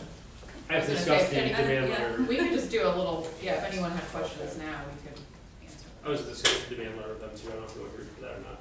We got one of these. Okay. But you got one, so you have all the answers. Yeah, you'll have questions tomorrow. Nina's gonna be texting me like within Any 10 minutes, she's gonna be like, so, yeah. I'm gonna shoot that. Thank you. Thank you. Thank you. Yeah, if we wanna go back to the normal agenda, and then we can, when we get to O&M, I'll have Dan take over from that. We do, Okay. I know we've already gone long, but I do think with where we're at with O&M, it's important to go over something with you guys now, so you can see kind of where we're at and how far we've gotten. Okay. All right, population health, let's roll. No update besides what was in that report. Obviously still working with DDC, still doing the vaccines with pertussis. Slow uptake on the pertussis vaccines, as expected with the Amish community. I mean, they're there, but it's slow. And I got a chance to talk to Ohio Department of Health maybe 2 weeks ago on a call that we have. And, I asked, are they seeing the same issues? Because they talk about talking to Pennsylvania. They saw the exact same issue in Pennsylvania where, I was talking to an Amish gentleman and I said, why would you not get it, is just my question. He goes, we're not dying, we're not being hospitalized, it's not an issue. When it gets those things, it's an issue. Yeah. I said, valid point, I will, I take your feedback and thank you. I mentioned ODH and they said PA was the exact same response, more or less. I mean, it was, I'm sure it's not exact, it's more or less the same. So we still offer if they want it, and if they don't, they don't. We'll be the Amish safety event as well. We'll have some there with probably UH, so we'll still offer it. What is the Amish safety event? I know that was. It's a big event every year here in Geauga. It's down in Middlefield. There's a helicopter that lands there. The kids can see it. We're going to be there with a couple different things. We'll have vaccines, I think, with UH if they're keen to that. I want to say before COVID, there's about 3,000 Amish that showed up to that. It's a big event. This is our first year. Mr. I think it was Byler invited me and the team to that recently. I've talked to Mr. Tiber, and you know, it was myself, my first time there in the health departments, and I believe it's the first time the engineer's office was there. So we were both excited to be, you know, offered to at least talk with these gentlemen. Can I ask an annoying favor? Would it be possible, since we are out in the community again doing a lot of things, to have like a calendar of the events coming up? I know we talked about this a little bit last time, but just so we can be aware in case we are able to come out. You know, it's good Yeah, for we us. talked about populating it on the, not the Amish schools, that would be, we would not publish that, but we talked about doing some of the other bigger events on the Facebook page under the calendar even events. that, Just just it's yeah, easy, just it's free, anybody can yeah, access not like a it. special thing for us, but I think just like an events calendar for Yeah. the public. I thought about- You're gonna be wherever. Yeah, we talked about doing it on the Facebook page, just because it seems like everybody can access, most people can Yeah. access No, I that think who are that's going to. great. I think that's a good Yeah. idea. I just want to go back to the pertussis just for a second. Yes, sir. So in May, there were 150% more cases than in April, and the numbers have been rising. I count in the first 5 months, we've had 59 cases Mhm. of pertussis. Is this registering any concern in the Amish community, or are we, and have there been any hospitalizations in those 59? I think this morning there was only one hospitalization, I think it was Ashtabula County, and Okay. they didn't know the age, so I mean, it could have been 6 years old, it could have been 95 years old. They didn't have the data at that time. We have not seen much though. When I've talked to, I've talked to the Amish community whenever they're in here, if I see them, or if I'm out in the public and talk to them, and there's not a whole lot of, I mean, it's just one of those things like, you know, we're gonna do it, it's like chickenpox, you know, we're gonna get over it and move on. That's kind of the, Is- I don't want to dumb it down that much, that's kind of the attitude towards it. As a family physician, I saw several cases of pertussis in training Mhm. in my time at Rainbow, and it was a miserable disease. Oh, yes. And it's whooping cough for those that don't know. I think everybody probably knows that, but that's, I had one person that goes, sounds terrible, and I said, what is it? And I said, well, it's also, oh. So, you know, but we also have seen a teetering off right now of new cases. Well- The vaccines we're still giving them, my DDC has helped a lot with that. That's an easy way for them to be there and to get it. But it's one of those things that it's not a priority right now, it feels like. I've been learning about what does it cost to us today with the Mhm. state multi-county discussion on pertussis, and by far our techniques and intervention is pretty much model. We've beaten PA at what they do, so I think there's a lot of confidence we're in the system beyond what most people do successfully. It's just the uptake is tough right now, but we Yeah. continue to monitor that. So it's concerning, but we're Did I miss very this? efficient. Are most of these cases in the Amish population? Yeah, Okay. I'm not gonna say 100% anymore, but I believe it was the vast 90. majority, like 99% or I can something. get you an update from Yeah. today's Okay. meeting and We send had it out to everybody. We had a call today, but Mr. Tiber actually called me while the call was going on, so I was talking to him partially while I was listening, so. And I do have I have to pull our data, but I do have it. Okay. The morbidity mortality weekly report from CDC, if I remember right, there's been an uptick in different parts of the country Yeah, we're not. in non-Amish. Yeah, there are some cases that have been non-Amish. I mean, obviously, I think if you don't live in Geauga County or Ashtabula, I mean, I live in Ashtabula, I mean, we see it in Windsor all the time in that area. I think a lot of people assume that the Amish never come in contact with Yankees. I mean, I hear that a lot from people who don't know the area. You know, they shop at Walmart with us. They go to schools with us at times. They have their own schools as well. They're out with all of us, you know, Home Depot doing stuff with us. It's just, I think a lot of the population, if they're not in a Amish community, they assume they just like keep themselves. They never talk to anybody. You know, you drive down, you shop at their shops. They don't talk to you. It's. I think there's a disconnect with a lot of people with how that works. Yeah, California's had some outbreaks, some in Ohio in the past. I mean, we're skirting it, but I think there is concern among the state. They called us and we're like, throw every resource you have at it. Mhm. We're like, okay, we gotta be reasonable, realistic, and effective, and if it's not those, we can't keep just blindly throwing everything out there, Right, so. yeah. And we did offer. Reasonable is again what We did offer, like Ron said, across our joint agreement across the county lines that when DDC needed help, we pulled one of our nurses from Lake County if they needed to help out with that. If there was availability of said person. Whatever we need. And that goes for like Trumbull and everywhere else. There's a cross need type thing that we can do, so. It's just a cap that who's gonna accept that vaccine. And regarding the COVID-19, Mhm. the 87 cases in May, how are we collecting that data? Because there could be many people with COVID. It would be, I mean, it'd be self-reported. Self-reported? Yeah, and we don't do any of that here Okay. personally. And I want to say that the need's not there also. I mean, if somebody wants that vaccine, they're going to CVS or Walgreens, they're not, Yeah, you know, we don't have that need coming to us. Okay. Yeah, nobody's testing, so, Yeah. I mean. We have more requests clearly, for- but outside of that, it's not being recorded. Right. I mean, I've had more requests for tests for rabies on bats and skunks recently than I had COVID Yeah, requests. pretty much. Settle down. Bats and skunks are one of those things that we get a lot of, actually. Yeah, they've all been negative, so, Oh, yeah. good, perfect, thank you. Yeah, Take that information. usually Jen and I talk about that after we get the test back, but yeah, we just had one come back, Tuesday it was negative, Sigh of so, relief. yeah. Anyways, How do you test Sorry. the bat versus? you cut the head off and you send it down to ODH, I do behind the building. It's, It's always decapitate. not literally. But someone brings you a head? No, they No, bring, no, me, they they bring bring me the whole thing, and then we Yeah. just Oh, can it's send like it they in. bring you the dead one. Well, the funniest part is we had a lady maybe a year ago Great. come in, and she Why was, did I ask that question? she was an older lady, and she's like, they said, oh, that's a rabies thing. I said, I'll go get it, so I'm like, I'll wash my hands after. So I go get the bag, and I'm like, oh, it's a baby raccoon. She goes, not really. She goes, we call them like chocolate or something like that. I'm like, that's a really small Walmart bag. And I go, did you cut that? She goes, of course. She goes, what else would I have done with it? I'm like, did you cut next to the brainstem? She goes, of course. I'm like, all right, but that's how we. Raccoons Can't have do been anything big. with Yeah. The Romans have put their traps out and caught four raccoons in 7 Well, days. that's why we have Dan with the zombie vaccine he got. And It's that's like it sprained. to do it. So, Okay. anyways, Alright, so looking- moving on. yeah. EH, let's roll. Did you want to do all Yeah. that now? We're gonna try to go through this as quickly as possible. Your tabs up there. Oh, I apologize. The TVs don't sync to each other, so behind you is gonna be. I want it on this TV, but I can't. I can only do that TV. so this one is actually going to be impossible to read for people. But what it is, though, is it kind of summarizes the data issues that we've come across. So we currently have about 1,800 systems of those MPDS systems we talked about, the ones that have to get sampled on a yearly basis. And so what we're finding is we're having to go through the database file by file because there's been a lack of consistency in how data has been entered into the database over the last 15 years. So there's different fields are filled out in different formats. So we actually, to be consistent so we can be accurate with our data, we're actually unfortunately having to go through file by file and sometimes even pulling the old paper files to make sure we have accurate data in there. Because we don't want to send out, all of a sudden we have someone in this thing where we're charging them money for the wrong types of systems and stuff like that.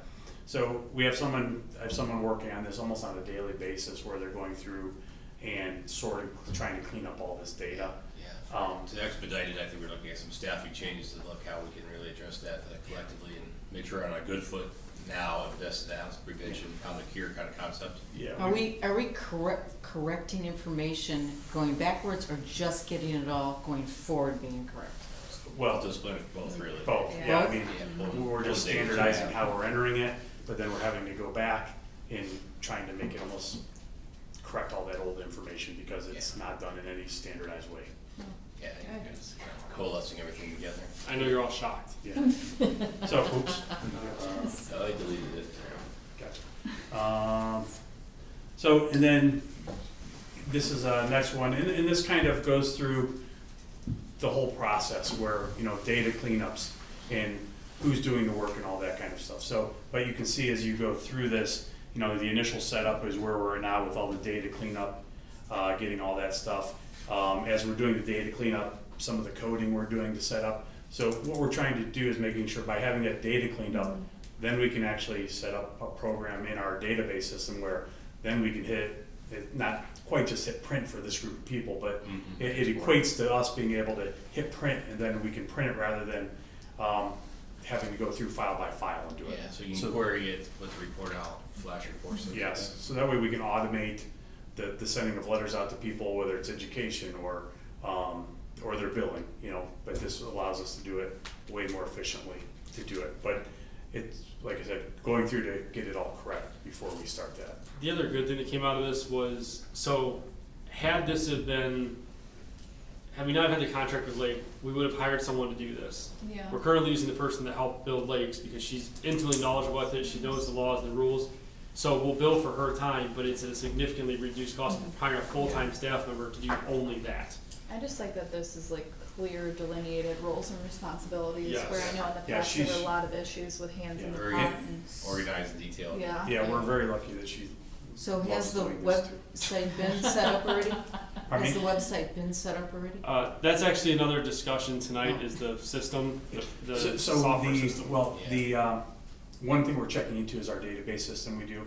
We've set up a website in Lake County where we have about 20% of people actually use it to pay their bills. And we're just checking to see if this same database company set that up. And actually, Geauga County was part of the consortium that was beginning to set this up. So we're just seeing, we think we might be able to get it up and rolling pretty soon. Yeah, so we will make sure whatever database we clean up is compatible with what Yeah. the state comes up with, but they're always behind, so you're kind of working Yeah. the So my uniform, question- open platform kind of data. What happened to the software Yeah, so that that's, we paid for? I'll let Dan finish this, then that's gonna be a discussion Okay, point though, alright. a heavy Just- discussion point, okay. honestly, that we Yeah. Is that anyone? really have to consider. So these are just another thing, kind of just different roles of tasks through different phases.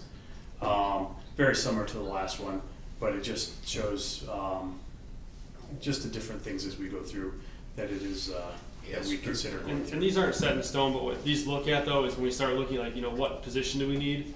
How much of a position do we need?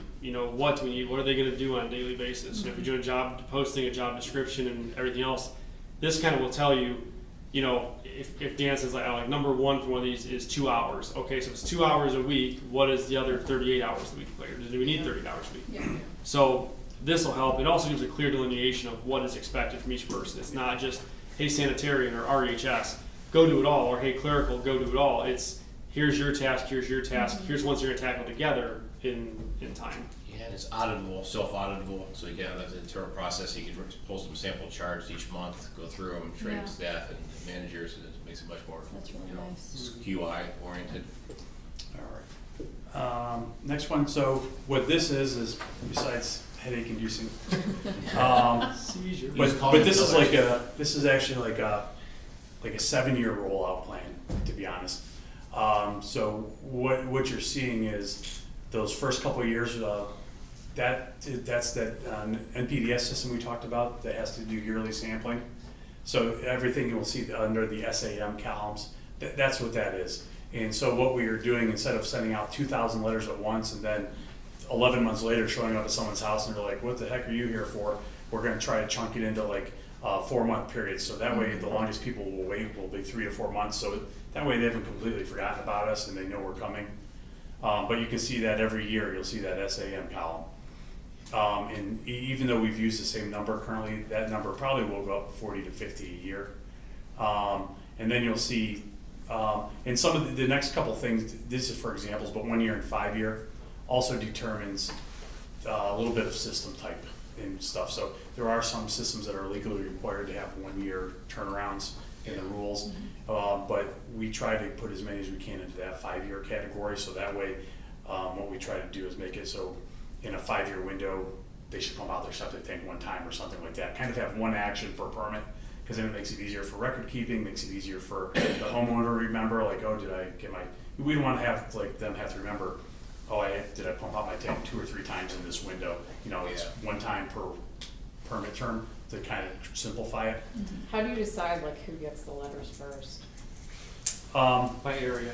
Is Some of that- the yeah, law that's what I wasn't, I didn't know if requirements. it was like by age of system or. No, usually we've Just tried to by keep it by zip. area in the past Yeah. because of ease of education and focusing Yeah. attention on an area. Consistency, yeah. Because we don't want, like, everybody, like if everybody on the board got a letter, I'm assuming you guys don't all live in the same neighborhood or anything like that. And then when neighbors talk and they're like, well, I didn't get a letter, why did my neighbor get a letter, and all that Yeah. stuff. And then we can do a focused educational where if we want to, we could go have a meeting at a township hall in your township. Yeah. And then That's everybody's smart, coming yeah. from a mile away or something like that. Yeah. And, That and makes for sake of sense. efficiency as well, you wouldn't want to be, you don't want to send sanitarian out and their Yeah. first one's in Chardon and their second one's in Parkman and the third one's in Burton and the fourth one is back in Chardon and Because back they in have Parkman. designated areas. So, correct? yeah, and then when we get to sampling, what we'll do is with as many samples as we have to take, we'll have a person or two maybe designated as samples. And then, but if we all go to Chesterland where there's 500 of these types of systems, then they could get a lot of samples at one time rather Yeah. than jumping from township to township. But if we focus on a township at a time, hopefully we're more efficient, can Yeah. keep the program costs down. Yeah, this also helps, I think, big point Dan didn't mention, but he knows that the stabilization of the income, I always hate to say revenue, sounds like we're making money, but the income, those fees coming in are stabilized. So you have like 10 staff doing a ton when year 1 into year 2, like, okay, we don't need half of the staff. it really keeps it much more manageable with a tighter budget, as Mr. Walters discussed. So it's, I thought it was important to show the board where we're at right now. We're not 100% there, but we're close enough that we're expecting to start sending these letters out this year. Start the revenue rolling in, a very small amount of revenue. And the good thing is, with the staffing how we have right now and Christy who we use, it's not a huge hit yet. So we'll experience more of the revenue or expense when the revenue comes in, but we will have to hire 1 or 2 people, which that was the estimation going into it. 'Cause this is a super heavy intensive personnel program. Yeah. It's not like, hey, just click a button on the website, you're done, we don't have to worry about it. It's going out, it's sampling, it's double checking, it's auditing, it's a lot of things like that. Yeah, the fee methodology covers the break even, there's no restriction. Well, that's what I was gonna relative to the ask. Food Is service thing is, it'll Is be it gonna assessed each pay year. for itself or no? Yes. Correct. Yeah, It should. it should is an eventually. unfunded mandate, so it should Yeah. pay for itself. Now, It just seems like it's resource heavy for it's what you're super getting. resource Yeah. heavy. Now, it's up and down because again, it's, like any business you would start, your first year, you're probably gonna lose money. Your Right. second year, you're probably gonna lose a little bit less money, you're still losing money. Third, fourth, and fifth, you hope to see the revenue taking off Yeah. with the expense evening out and flattening out, because your initial investment isn't there any longer, it's already been absorbed.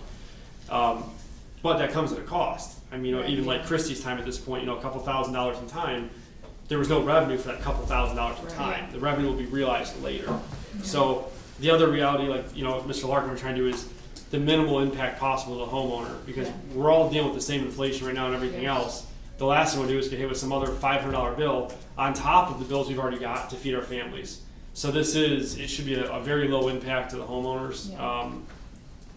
but still meet all the needs of the state, because as I think some of you are aware, 2 of you were on a call one time with the state, and we asked, what if we just didn't do it? That was my question. What if Geauga, because at one time that was a concern, if we didn't do it, and the state said, that's simple, we would give the entire EH department, environmental health department, to a different county. That is how they function with that. You would take They didn't go that far. No, they said they would. They would have to, and Yeah. whoever it goes to, they're gonna be forced to take it, so. Well, I don't want, when we talked about this the first time, you want local control over the top end Yeah, decision. for You don't sure. want somebody else saying, hey, the fee goes from $20 or $100 every 5 years to $5,000, Yeah. just random number. But you don't want to see a huge gargantuan charge just because they go, well, we have to drive from here to there to this and that.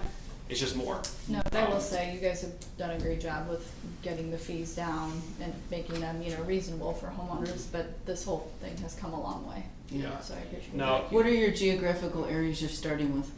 Our thoughts are to start with Chester and Chardon area townships. Oh, losers. Don't say that now. Sorry, guys. they happen to be That's where I live. they happen to be the closest. So if they have an issue, we're the closest to home base to And fix the actually- issue. They're more concentrated too, so it'll be Yeah. like Okay, probably yeah. more efficient. It's like a third, isn't those Great, two? you can Yeah, tell, I you think can they test have with third of me. them. And the other, I think, benefit, most times we keep our fees lower than more efficient in the counties around us, at least in our county. So Cuyahoga is usually much more expensive, and we're conscientious of that, because when people move to the county, we want people to live in the county, so. In the name of efficiency, the other question that Dan and I have been dealing with recently that we have to discuss at the board level is that the current software that we bought a couple of years ago that was never made operational came at a significant cost. There's also a $40,000 a year licensing fee. The state is about to roll out their software, Excella. It is free of charge. It'll be launched in April, give or take, of next year, is the assumption. Is Lake going to be using that in the Yes. other It's our counties intent. as well? We're actually Okay. We were signed right. up to be a beta tester for it. Oh, So we okay. should actually be getting a testing version to actually implement sometime shortly. The other thing is, Dan's asked the staff, most of the staff, to my knowledge, don't like the current system, they don't think it's user-friendly, and a couple other things, I won't put words in their mouth, but the reviews weren't kind, And it's expensive. and it's expensive. Have we Yeah. paid this year's fee for the software already? No, not this year, because our year goes When's it? through, it goes through, Was it- no. I think in the next couple months it'd be due. Yeah, I think I a can't okay. remember when we That's my paid it concern. last So what, year. it was like a $40,000? It's like 40 grand a- licensing a fee? year. Yeah. So the question is, do we want to continue that software? And We haven't question- invested, I want to be clear, There's a large investment in it currently. Yeah, I try to make sure you're all aware of the decisions you make. I don't want to ever like blind you. We've made investment into it. The question is, do we want to continue the investment, or do we want to say, let's use the software that this, I'm just saying the state software, but that software they're Yeah. rolling out. So if we decide not to continue the licensing for that software, what is the feasibility of transferring all of that information to the new system? When is that new system going to be live, and how long do we have access to the data that's maintained in this old one if we say we no longer want this? So the, We have to review the contract probably with legal. yeah, For sure, but the state one they're saying should be available in April, what they've Okay. told us. I would kinda like to know that information before we officially nix it, because I wanna make sure we have access to all of that data. Yeah. I don't know about you guys, but. Well, So there's actually very little data in the. Yeah, I would Okay, say, so as long as, Yes. that's what I'm worried about, is when I we're say gonna non-operational, no. it really hasn't been rolled out. I mean, there's. We haven't heard much about Yeah. it, so. I don't want to say we adopted it. I mean, it was 3 years ago. Yeah, maybe it 4. I was, mean, it's a while ago. it was I mean, when I off was the top of my first head. on board, I think it was Yeah. end of So there's not much 2021. data in the current system? No, in the current system, there's lots of Yeah. data, and that's what we're cleaning up. Yeah. And the And then there's purchase been a system- new software program that was purchased, you just say 3 I'd say years ago. 21 or something like that. And that one's been being, some of the, I guess framework's been being built out, but it really hasn't been implemented as a day-to-day operation. Anywhere? Mm. No, it's very So proprietary. they don't even know if you can transfer data from one to the That's- other? I think they went into that they could transfer. The Excel one, I think we know because they're building it out for the health departments in general, which would be HGIS and other stuff for input, so we know we can input into that. Yeah, so almost any system can get the data out, it's how much you pay, but typically it's Excel backbone, so it's likely, if the data's any good, you have to make that call once And that's an additional? I hate to say, the other heavy concern is, like Ron just mentioned, are we just junking up with bad data in the new system? Yeah, Right. that's true. Yeah. 'Cause There we is are having this- to review everything anyways, is Right. what that sounds like. Yeah. And that is where right now, Christy, some of her time is going is, Yeah. there's a lot of review, and Ashley Winter's been reviewing files, and there's just stuff that doesn't make any sense, there's stuff that just, So do we know? Does it not make any sense because the data was put in wrong or because? multiple things, like, Okay. so think of what Mr. Sure said about House Bill 110. Yeah, but that's over what I a figured. broader spectrum. So I guess the Yeah, question 30,000 is, miles. from a stepwise approach, do we know numerically how many charts per se or files are in this software that we paid for? Is it like, I know you said it was minimally used, is it enough to care about if we say, can we no longer have this? I mean, we haven't updated anything in the system, I have we? believe So that. just be data we already Okay, have. so- It just, there was testing data put into that Okay, software. so if that's Yeah, the it's case, all- then Should be a sum data really on that. Right. Yeah, we're I paying mean, a lot of money. you don't for wanna get something into we're a not using. some cost fallacy, right? Just because we've dumped a lot of money into it does not mean we Yes. should keep dumping a lot of money So into that, it. that's kind of what Mr. Lark and I, our concern was, so just from a finance standpoint, when you see a bad investment, sometimes you'd say, I'm not saying it's a bad investment, but sometimes you just go, hey, a better option came out, we're gonna transition to a better Yes. project, Yeah, and then that involved cost, you just let yeah, it go anywhere. I just, as long as the information, if there was any good information in there, Yeah, we we should get it, but In if the not, next, then. and I'm good expecting in riddance. the next month or so, I've signed up to be a tester for the program. So hopefully in the next month or two, we should have a version where we can, test it out and see what. Yeah, I So, think so if- does the state have a system where if the data coming from whatever system is so like a threshold for invalidity, that they just say, forget it, and go ahead and free No, up they- the old data? They don't do anything with the H doesn't really weigh in on those kind of things, so. So, Ohio doesn't have a threshold for that? It's all local control. I was gonna say they wouldn't have anybody reviewing it Yeah, at the no, state no. level, unfortunately. But I guess, so Excel is what the counties are going to be on, so there's going to be consistency. We're assuming This- with a good chunk of them giving us free or to go to Excel. Because I believe it's also like building departments are gonna be on that system. Yeah, it's I thought foods- Excel is a company that makes like, almost like a civic software programs. Yeah, So a lot of times, multiple, if you're on the same system, like other agencies in the county, you could be all on the same thing and see workflow patterns. So if you're working closely with the building department on stuff, if plans go to them, then to us, you can kind of work, it should almost help some, and I don't know, and that's an example, because I don't know if the building department here is gonna do anything like that. But, it has that functionality where you can, Cross-platform, And, cross-user. and prior to, that's safety. prior to some of this, Mr. Larkin and I met with Water Resources in an effort to, like them, we haven't got the building yet, but if we had a software program, would they be interested so that we're not running back and forth, like telling each other the same data 15 times, what if we say, hey, Cool it. right, all of it tracks all the way through, they can afford software, but if this is free and eligible to us, can we get them licensures? Extend license. And then we just make it more efficient for the whole county. There's a cost Sure. savings benefit there. So. I think that's it for our O and M. Do we, That's still with the- that software, do we want to, what are we gonna do about that? Do we wanna get more information and present it next time to see if we can get rid of the licensing fee that we're paying on that software, or how do we wanna? And I have to look up the contracts, but I just don't have, Okay, it's we just like have, Dan and I started talking about was Yeah. what would we do? The other concern is if majority are going a different route, if we need help, we don't make, there's more help on that side than there is on the other side, so. Yeah, it sounds like we should stop that. Yeah, Not I a think rigid take a process. leap of faith, but I think once we look at the cost, the data, look at the contract with legal on Yeah. both sides in both counties, because it makes sense to do that.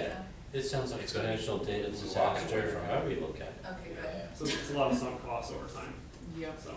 okay.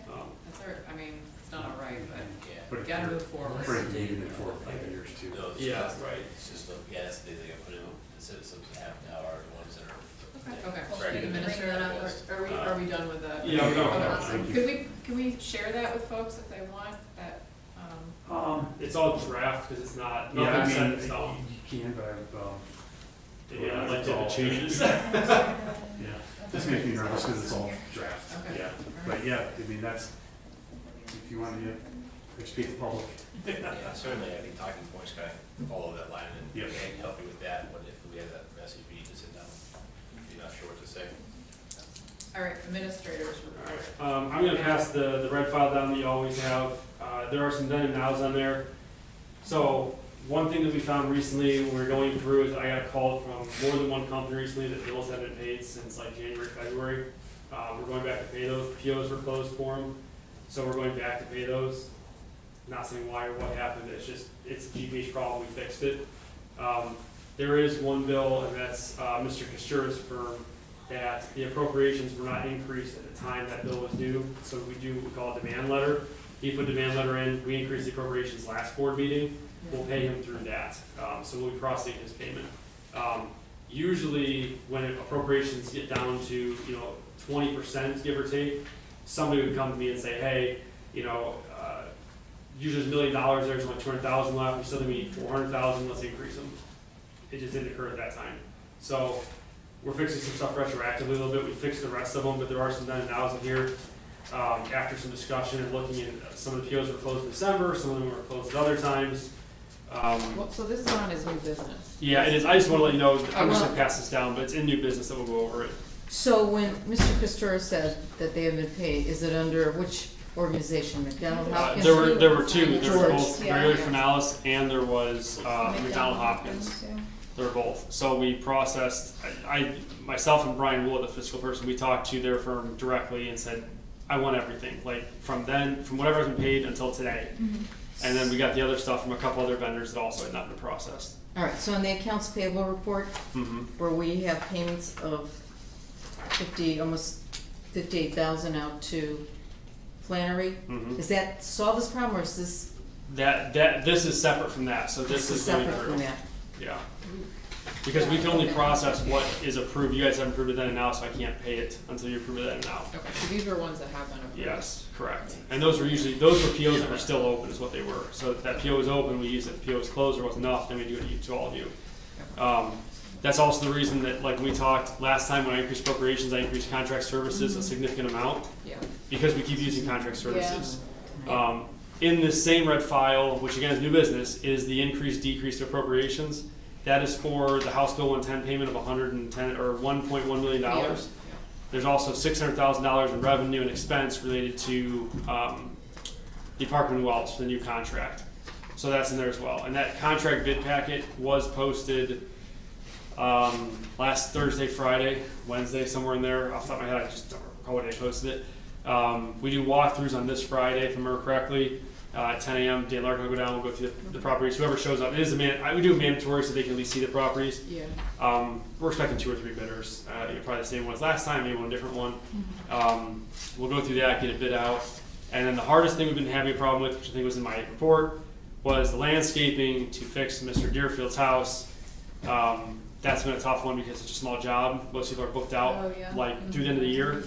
And it's also a small job. We did find 2 companies. One of them we're just playing around the Rosie to get their vendor form approved through the county. So once that's done, he'll be made whole and he'll be happy as a lark. So, Funny. that's all I got tonight. There we go. Father's Day. Yeah, that's it. Sunday night. Yeah, so that's that one. I think the fiscal report's later on, so. Yep, we can do fiscal next, wanna do that? Okay, yeah. Everything is in there. You guys had time to review it. There's nothing too shocking there. The bigger stuff, honestly, is gonna be the red folder, which is in there now, is to pay some older bills. Those are all things that we have obligated ourselves to pay, so it's not like it's something we didn't know. It's an obligation. What's the sheriff payments for? Can I see that one? I see Yeah, it. because under travel. Do we have them come to? That's what I wondered if it was from the March No, meeting or- I would have to double check that one. Honestly, I usually look at the higher dollar stuff, like the Well, I 5,000 usually and do above. too, but it So- just stood out to Well, me. and like there's somebody down there tonight Yeah. when we came in, I don't know if That was our staff member. We The do. sheriff. There was a sheriff. Oh, Brian stays till 5 o'clock, Yeah, they sorry. stay till 5. Yeah, Okay. Brian stays till 5. We don't pay for his services unless Okay, that's what I was we are wondering. open when the county's not, then we do pay Got for it.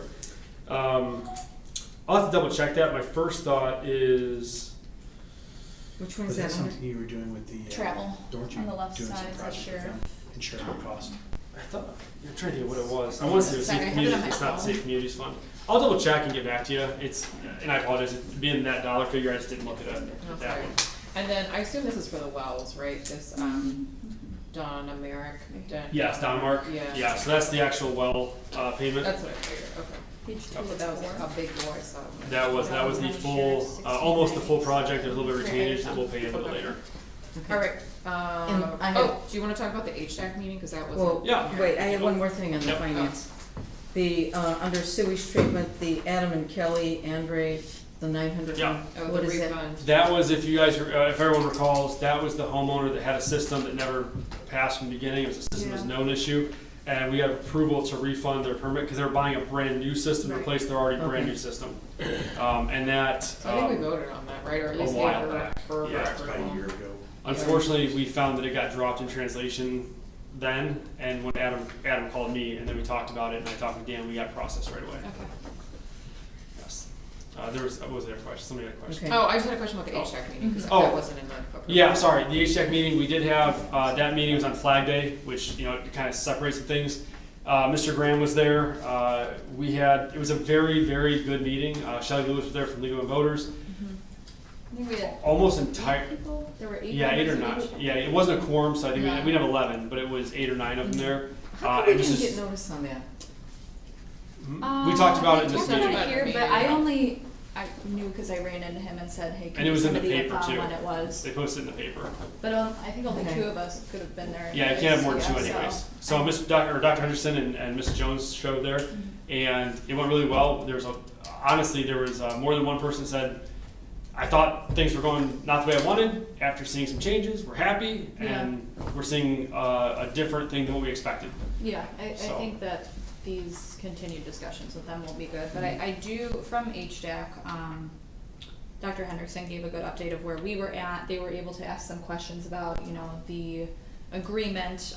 One thing that did come up from Shelley that I wanted to follow up on, she was really requesting, you know, some form of document of, can the public see what exactly they're getting, you know, cost benefit wise from these contract services, which we had really kind of discussed with her.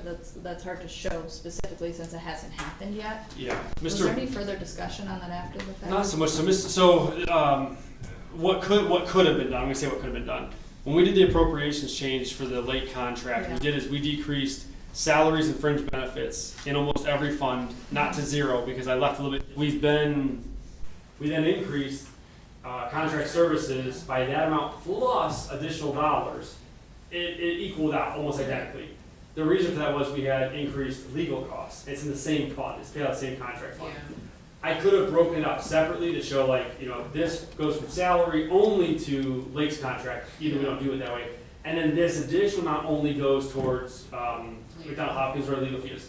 Mr. Brown mentioned, after I did, we don't do things like that. You do it in one lump sum because if you don't, it causes additional paperwork for all of you, possibly additional errors. And then if there's a question, is why are you increasing the same line twice? Why would you not increase it once? Not saying we can't. Now, obviously, after a year, that's a lot easier thing to show. What it does come down to, though, as I was talking to Mr. Larkin one night and Mr. Graham, it's not always apples to apples either, because if O&M takes off, Yeah. Revenue takes off and expense takes off. The revenue, Geauga Public Health realizes, because that comes only to us, Geauga Public Health. The expenses, Lake realizes and then charges the expenses back Right, based on the service provided for O&M. yeah, and I think that, cause she was kind of requesting like, something for like layman's terms. Yeah. Probably to say like, what are we actually saving? Yeah, and after the meeting, I talked to her a little bit Okay. and said I'd happy to do that, let's get together, so I have a draft kind of stuff at Okay. home actually in infographic kind of stuff, like here's conversion line, here's where you would have been, and here's where you're Yeah, at big because of that. projections. And I did that here for her, so I just make sure I'll call back and try to chase you down through Adam and Yeah, I mean, get that for next meeting. okay, Yeah, and then, so we're still, I usually talk with Mrs. Brady if anything kind of changes. We've been making small adjustments to staffing, so we never hired the additional clerk. We've been using the clerk through Lake instead to, because you don't need 100% of one, so we're kind of offsetting it that way. okay, They're also providing training and backup to vital stats, so it's kind of doing double duty instead of just one task, doing two. And then also the biggest thing has been clearing the backlog of files that have poor information in them or incorrect information. Yeah. Instead of hiring someone saying, you know, it's hard to hire someone saying, we only need you for 6 months, and then we're gonna let you go. But at the same time, you don't want to hire somebody to have nothing for them to do in 6 months. So we've been using some offsetting expenses that way. That, in my mind, is the most cost efficient for Geauga.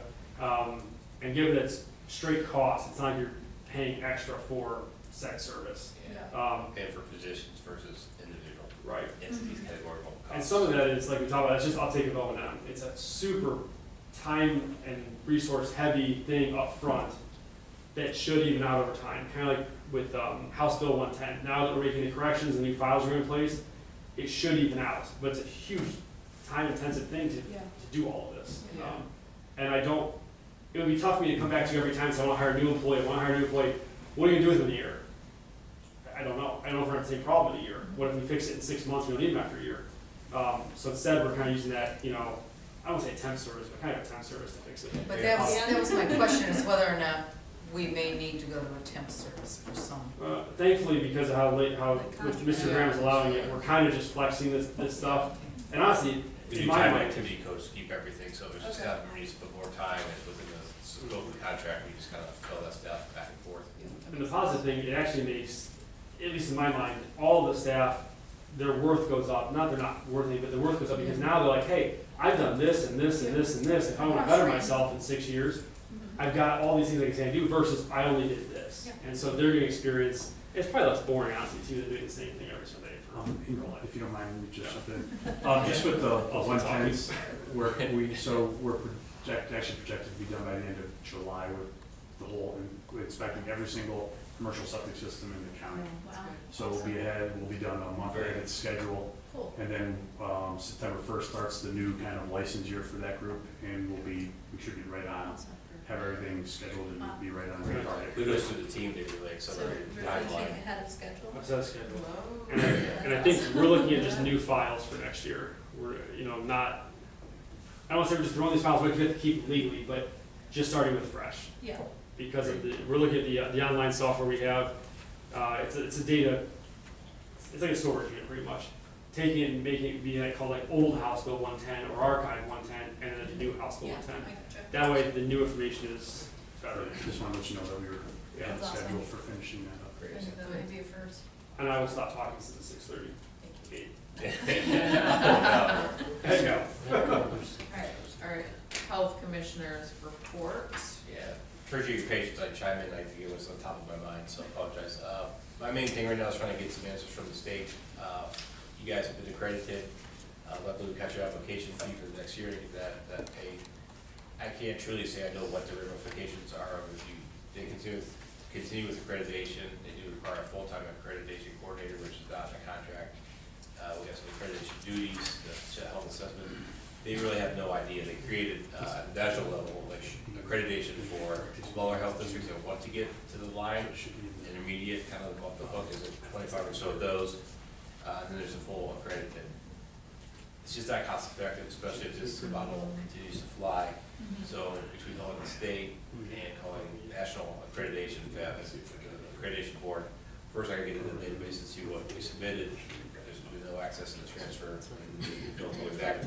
The other thing is really projecting is what are the ramifications if we go this route? Is there a model to be seen such as us. So that'll take me a little bit to get those answers, but that's my primary focus. That's So the full-time accreditation coordinator, that's required by the accreditation organization, not by state code? But I mean, I guess it's through, I mean, I know by state code, we're required to be accredited, and then the accreditation. Yeah. Okay. Now, it could be assigned to somebody has other duties. You just have to have a full-time equivalent. So we need to look at that. How's that look? And how do we decentralize this into best business practice, Sigma 7, Lean, Black Belt, all those kind of things. There's ways to do it much easier, I think, as we learned. So again, it's a good long discussion with the state, probably again, an innovative model that we've been looking at. So. And when is our accreditation date? Is it It's 5 years, so we did it, what, 22, 26. so it'll be like 27. 27? Okay, thank you. I did have one question about the social determinants of health dashboard. Yeah, Can you give me an example of how that's used practically? very challenging. Because it really basically says you impact policy, and we really, as counties, don't have the authority to make those policy changes, or you impact education, or you impact employment. Things public health does, but Maslow's hierarchy, that's everything. So I'm not sure there is a good point other than that. You can do tobacco-free campus, and those things have been kind of picked away. So I think public health struggled with how do they do that, how do they do that effectively. So I mean, we're struggling in medicine with the same yeah, task, but we're doing it on a one-on-one patient level. Right, and Yeah. for us, it's more And if- educating providers and large groups of patients, rehab. Right. yeah. So I guess If we that could goes get that working synergistically, it would be really great. Yeah. And so we have like human resource centers we've used in our county, Bean Lake, and I think they're spreading those kind of models where we bring in those agencies and that kind of collective hive to provide those services. We're also looking at things like adopting apartment complex. And we have a complex that's like 95% seniors. How can we go to that compound, get the biggest bang for our buck? What is what are their needs? Is it transportation, medication, It's a neat concept. whatever? And so you adopt a beta test site rather than trying to put all your effort out there and cover people that don't care. So we're looking at some things like that, trying to do some research on that, and sort of trying to do that in 2 different areas within the counties to get some feedback on how that works. Right, because there's a presumption in this county that we're the healthiest county in the state of Ohio, but For reasons. we Yeah. know There's a lot that of there are issues. portions of our population that are not so fortunate. Yeah. And how we can best address their needs would be something I'd be very interested in seeing us do a better job. Yeah, of. and certainly as things slow down, we can do a presentation on the 2 county rankings, but if you have high affluency, high income, high education, you're gonna come out healthy just because you have green space, Right. which is a part of health. Right. So soon we can cover that, but it's gonna be a challenge to move the needle. And it is that funny direction. because like one thing with social determinants of health is, so as a factor, how close are you to a gym? Right. So we're far away because we're spread out, so you get dinged on that, but then you get, Park space. but at green the same space, time, right. most of us have 2 acres or 3 acres or 5, or we have a park next door. They don't always talk like that. Right. How close are you to exercise? Well, it's not always the same for everybody, Some are working Yeah, on programs interestingly, outside. and not just in Ohio, but across the country, the biggest determinant of health outcome is zip code. Mhm. And one of the saddest realities, you look at the Cleveland Clinic, you look at the University Hospital, you look at the neighboring, it's sad. The worst.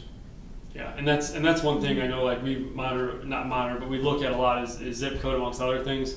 I just had to write like a 10-page paper on social determinants of health and how you can use them in local for my master's, and it is hard. I mean, there's low hanging fruit. Like I'm trying to think what city it was. There's a city that to avoid homeless people made like the underside of benches have like little spikes on them so you couldn't crawl underneath them. So they took those off and said, all right, that's the built environment being changed over. But we don't really have that low hanging fruit here where it's like, it's different. We discussed this a bit before.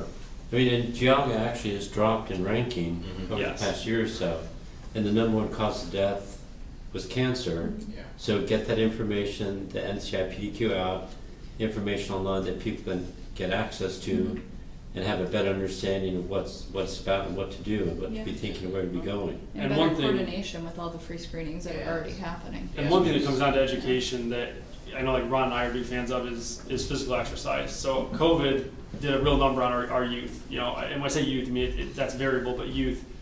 Sports and other things have been changed, and the one thing I hear a lot is the increased cost of sports alienates some families from being able to have their kids in sports.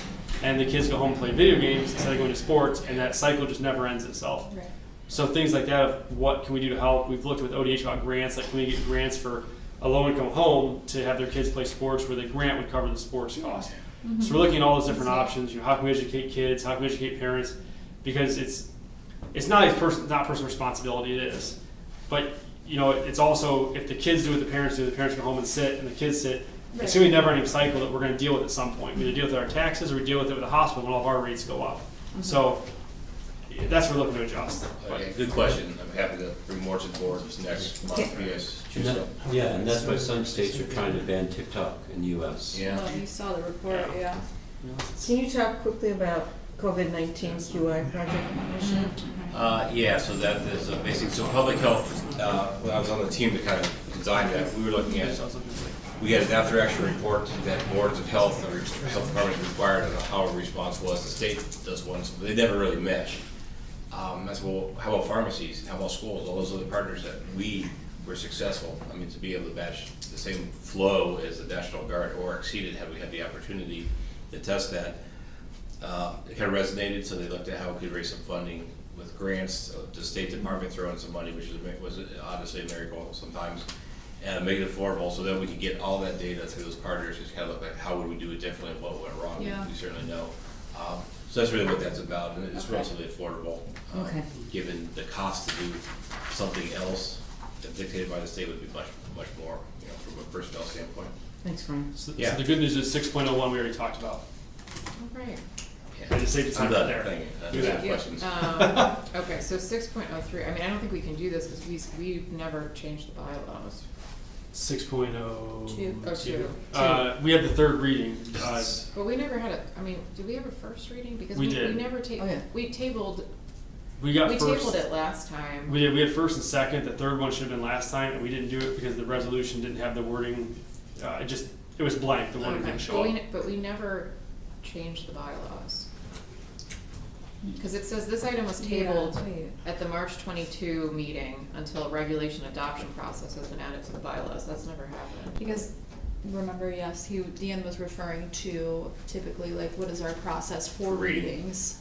And I don't think we ever We don't have updated anything those. about readings. Okay. I think by law we have to do 3. Yeah. Yeah, by law we So- have to do 3, so we So should it be doesn't fine. matter what the bylaws say? I mean, it's not going to hurt to update them. Just that your procedure is to do 3, because you can be more restrictive. You Yeah. can't be less. Okay, so, well, no, I mean, if we don't need to say it in the bylaws, I don't think we need No. to, No, but. but you could just well, remove. To my knowledge, everyone uses 3 readings with some rare exceptions, unless they do emergency, which there can be emergencies like a one-time and done, but we don't usually do those unless it's like Yeah, I think it's like really- crazy important thing. The intent was to change the bylaws. Bylaws should be read 3 times. But it could be kind of a say-on-law policy until which time it's placed in there, really approving the verbiage. But I think it's a good catch. We make sure it's clear on the bylaws. Probably need to be reviewed by an attorney and ourselves just to make sure we're, as current as we can be with any law. And Dan can read the. Sorry, go ahead. Well, so I just had a question. It could be that under the current language and the proposed language, I understand that the Geauga County Board of Health adopts the rule, but then it says the samples will be completed by the County Board of Health. Should it be the County Health Department? Or, The Board of Health, I think, is responsible in the code. Yeah, though. I think so. I think Board of Health is responsible. We double check that. The health department's our Okay. legal name, but the Board of Health is where you guys usually cited. I mean, I'm not a lawyer, but that's usually where. all right, I was just sitting there saying, well, the Board of Health doesn't go out and do it. It's Right, it looks the like we're department. completing the Well, but sample. I see you are it. the department though, technically. Yeah. Geographical Health is just It another name is, for you. yeah, it's maybe unclear, we don't Yeah. Okay, consistent, just, but So if we're willing to read that, we can then get O&M off the ground, NPDS sampling at least. The rest is 2 years down the road. Do I have a resolution in here for No, Dan, because old business, Dan can read this. me? Okay. You want to read it? Do it just this section. Yeah, I would do the, the proposed change. Or what, yeah, you're gonna Yeah. do this too, sorry. Yeah, permission is hereby requested from the Board of Health to hear the third reading of the regulation change to section 3701-29-19E, the Ohio Sewage Treatment Rules, Geauga County Supplemental Rules, to state that the Geauga County Board of Health adopts a rule requiring the collection of the required MPDS samples completed by the Geauga County Board of Health. And so this is the third and final, so if you guys approve this, then we go and actually put it in place. So we don't need to read the current language in the proposal? No, because I think Dan just read the So typically what It's this, it's in there, yeah. Yeah. Yeah, we have no public comment, I think, otherwise, we usually, that's what this opportunity is for, somebody's against it, so we'll put that in, and then the intent will be update the bylaws for 3 readings and any other policies that we need to add as we move ahead. Okay. So do we need a motion here? Yeah, we will. Just seeing if I had what my motion should be anywhere. Motion to approve the 3rd and final reading, Okay. I think would work. All right, do I have a motion to approve the 3rd and final reading to change the home sewage treatment rules? I motion to approve. Is there a second? Second. Do we roll call this? It wouldn't hurt, Okay. given that it's a Yeah, 3rd and Brett final. will ever- I think we have for the previous. Okay. I don't know if you're gonna. Right. Yeah, that's what I'm saying. Why I think we have that Yeah, that's roll good. call, We're gonna so need I to because can- of you is where I'm going with this. Okay, is there any discussion on this? All right, roll call vote. Adam, are you gonna? Yes, Dr. Henderson, Yes. Dr. Rude, Yes. Lynn Roman, Yes. Ashley Jones, Abstain. and Carolyn Bricky. Yes. All right. All right, so now we can get house, or O&M, sorry, up and rolling, so we'll be doing that. Okay, great. All right, so now I've got a bunch of resolutions. Yes, you have that. Let me get my papers in order. Here, how can I help you? Now we're good. All right, so let's go for 23-06-07-01-01.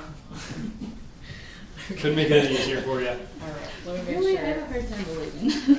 And you can just say financial reports as presented, I don't think you have to. Okay, there's not one of these in here. It's this one right here. That's just your Oh, that's financial one. this? Yep, just the Okay. bare bones one. That's just the ones you guys already gone over. Do I need to read this whole thing? No. Given that you just read it's as presented. All right. So is there a motion to approve that resolution as presented? I motion to approve the financial reports resolution 23-06-07-01-01 as presented. I second. All right. Okay, hold on, wait a minute. I see the seconded, where's Yeah. the motion? Oh, is this Yeah, your new Ashley motion, yep. Jones here? And then Okay. the bottom will be the second. And then that was Dr. Dr. Henderson. Henderson seconded. So strange now. Okay. Is And there then any ayes and nays. discussion? Okay, and then, all in favor? Aye. Aye. Opposed? Abstain? Okay, so that was 5. It's a little different, the layout Oh. allows us to account for who first and seconded. That's That way, fine, in case this the is minutes, so strange. if it's hard to hear you guys, we have who first and seconded. Okay, so do we need to sign this? Yeah, that's What do real we- sign up Okay, front, we'll yeah. sign up top here, got it. Yeah, this accounts for in case audio issues. Yeah, no, we this can- is Okay. good. It just looks like it came out of a All right, typewriter. sorry, it just took me a It second does, to get yes. this. That's old It school does look font. like it came out of a typewriter. If it pleases the president, I can help take those down in the future. I mean, like Oh, who's yeah. motion, who's second, I'm happy to do that if it Oh. takes some load off here. Yeah, that would The be. pleasure of the president. Yeah, that sounds good to me. Okay, so now we're going to, am I on the right thing? You're on the right one, I have them in Okay. order. Jesus, confuses me. All right, so we're gonna, is there a motion regarding Fund 6002 of the Board of Health to increase contract services, 6002-053-00-601 by $1,100,000, and for Fund 6011 private water systems to increase other revenue, 6011-053-00-452 by $600,000, and increase contract services 6011-053-00-0601 by $600,000. Is there a motion to approve this resolution? Am I blind, but I'm not I'm seeing it lost. on, not This- seeing. This is It the, just approve says the in- appropriation. It just says for increase, increase. decrease Okay. appropriations. Wait, okay, so you. Oh. I just read all that Okay. stuff. Yeah, she could just, you can't, I mean, to my knowledge, you can't just say approve as presented, and then they can, Well, they don't even know what it's presenting now, because they don't have that in front of them. oh, sorry, yeah, that's true. Sorry. So the $1.1 million, that's House Bill 110, Okay. that's going to the claims administrator when they're ready.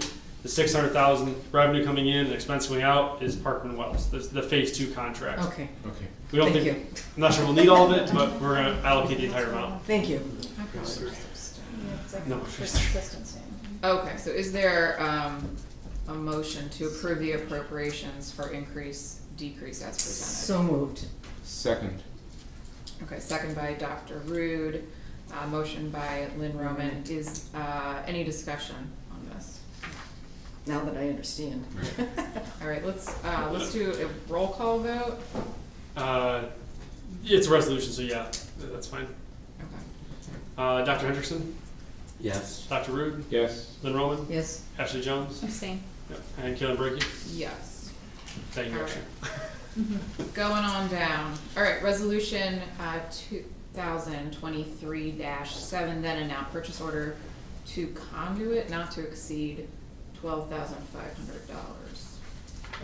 And Conduit is the company that did the CHIP, the Community Health Needs Assessment. That's like, improvement plan, sorry, I'm like, that doesn't say Both, CHIP. I mean. But yeah, the CHIP at the shop, they helped us do that. That PO was closed instead of remaining open, so we have to do that now because the PO is closed. Thank you. Okay, is there a motion to approve resolution 2023-7? So moved. All right, so that was A second. Dr. Rude and Dr. Hendrickson did the second. Roll call. Any discussion? Sorry, jumping your, Yeah, jumping any the shark here. discussion? She's got it down, man. Good now. None, hearing none, roll call vote. Dr. Henderson, Yes. Dr. Rude, Yes.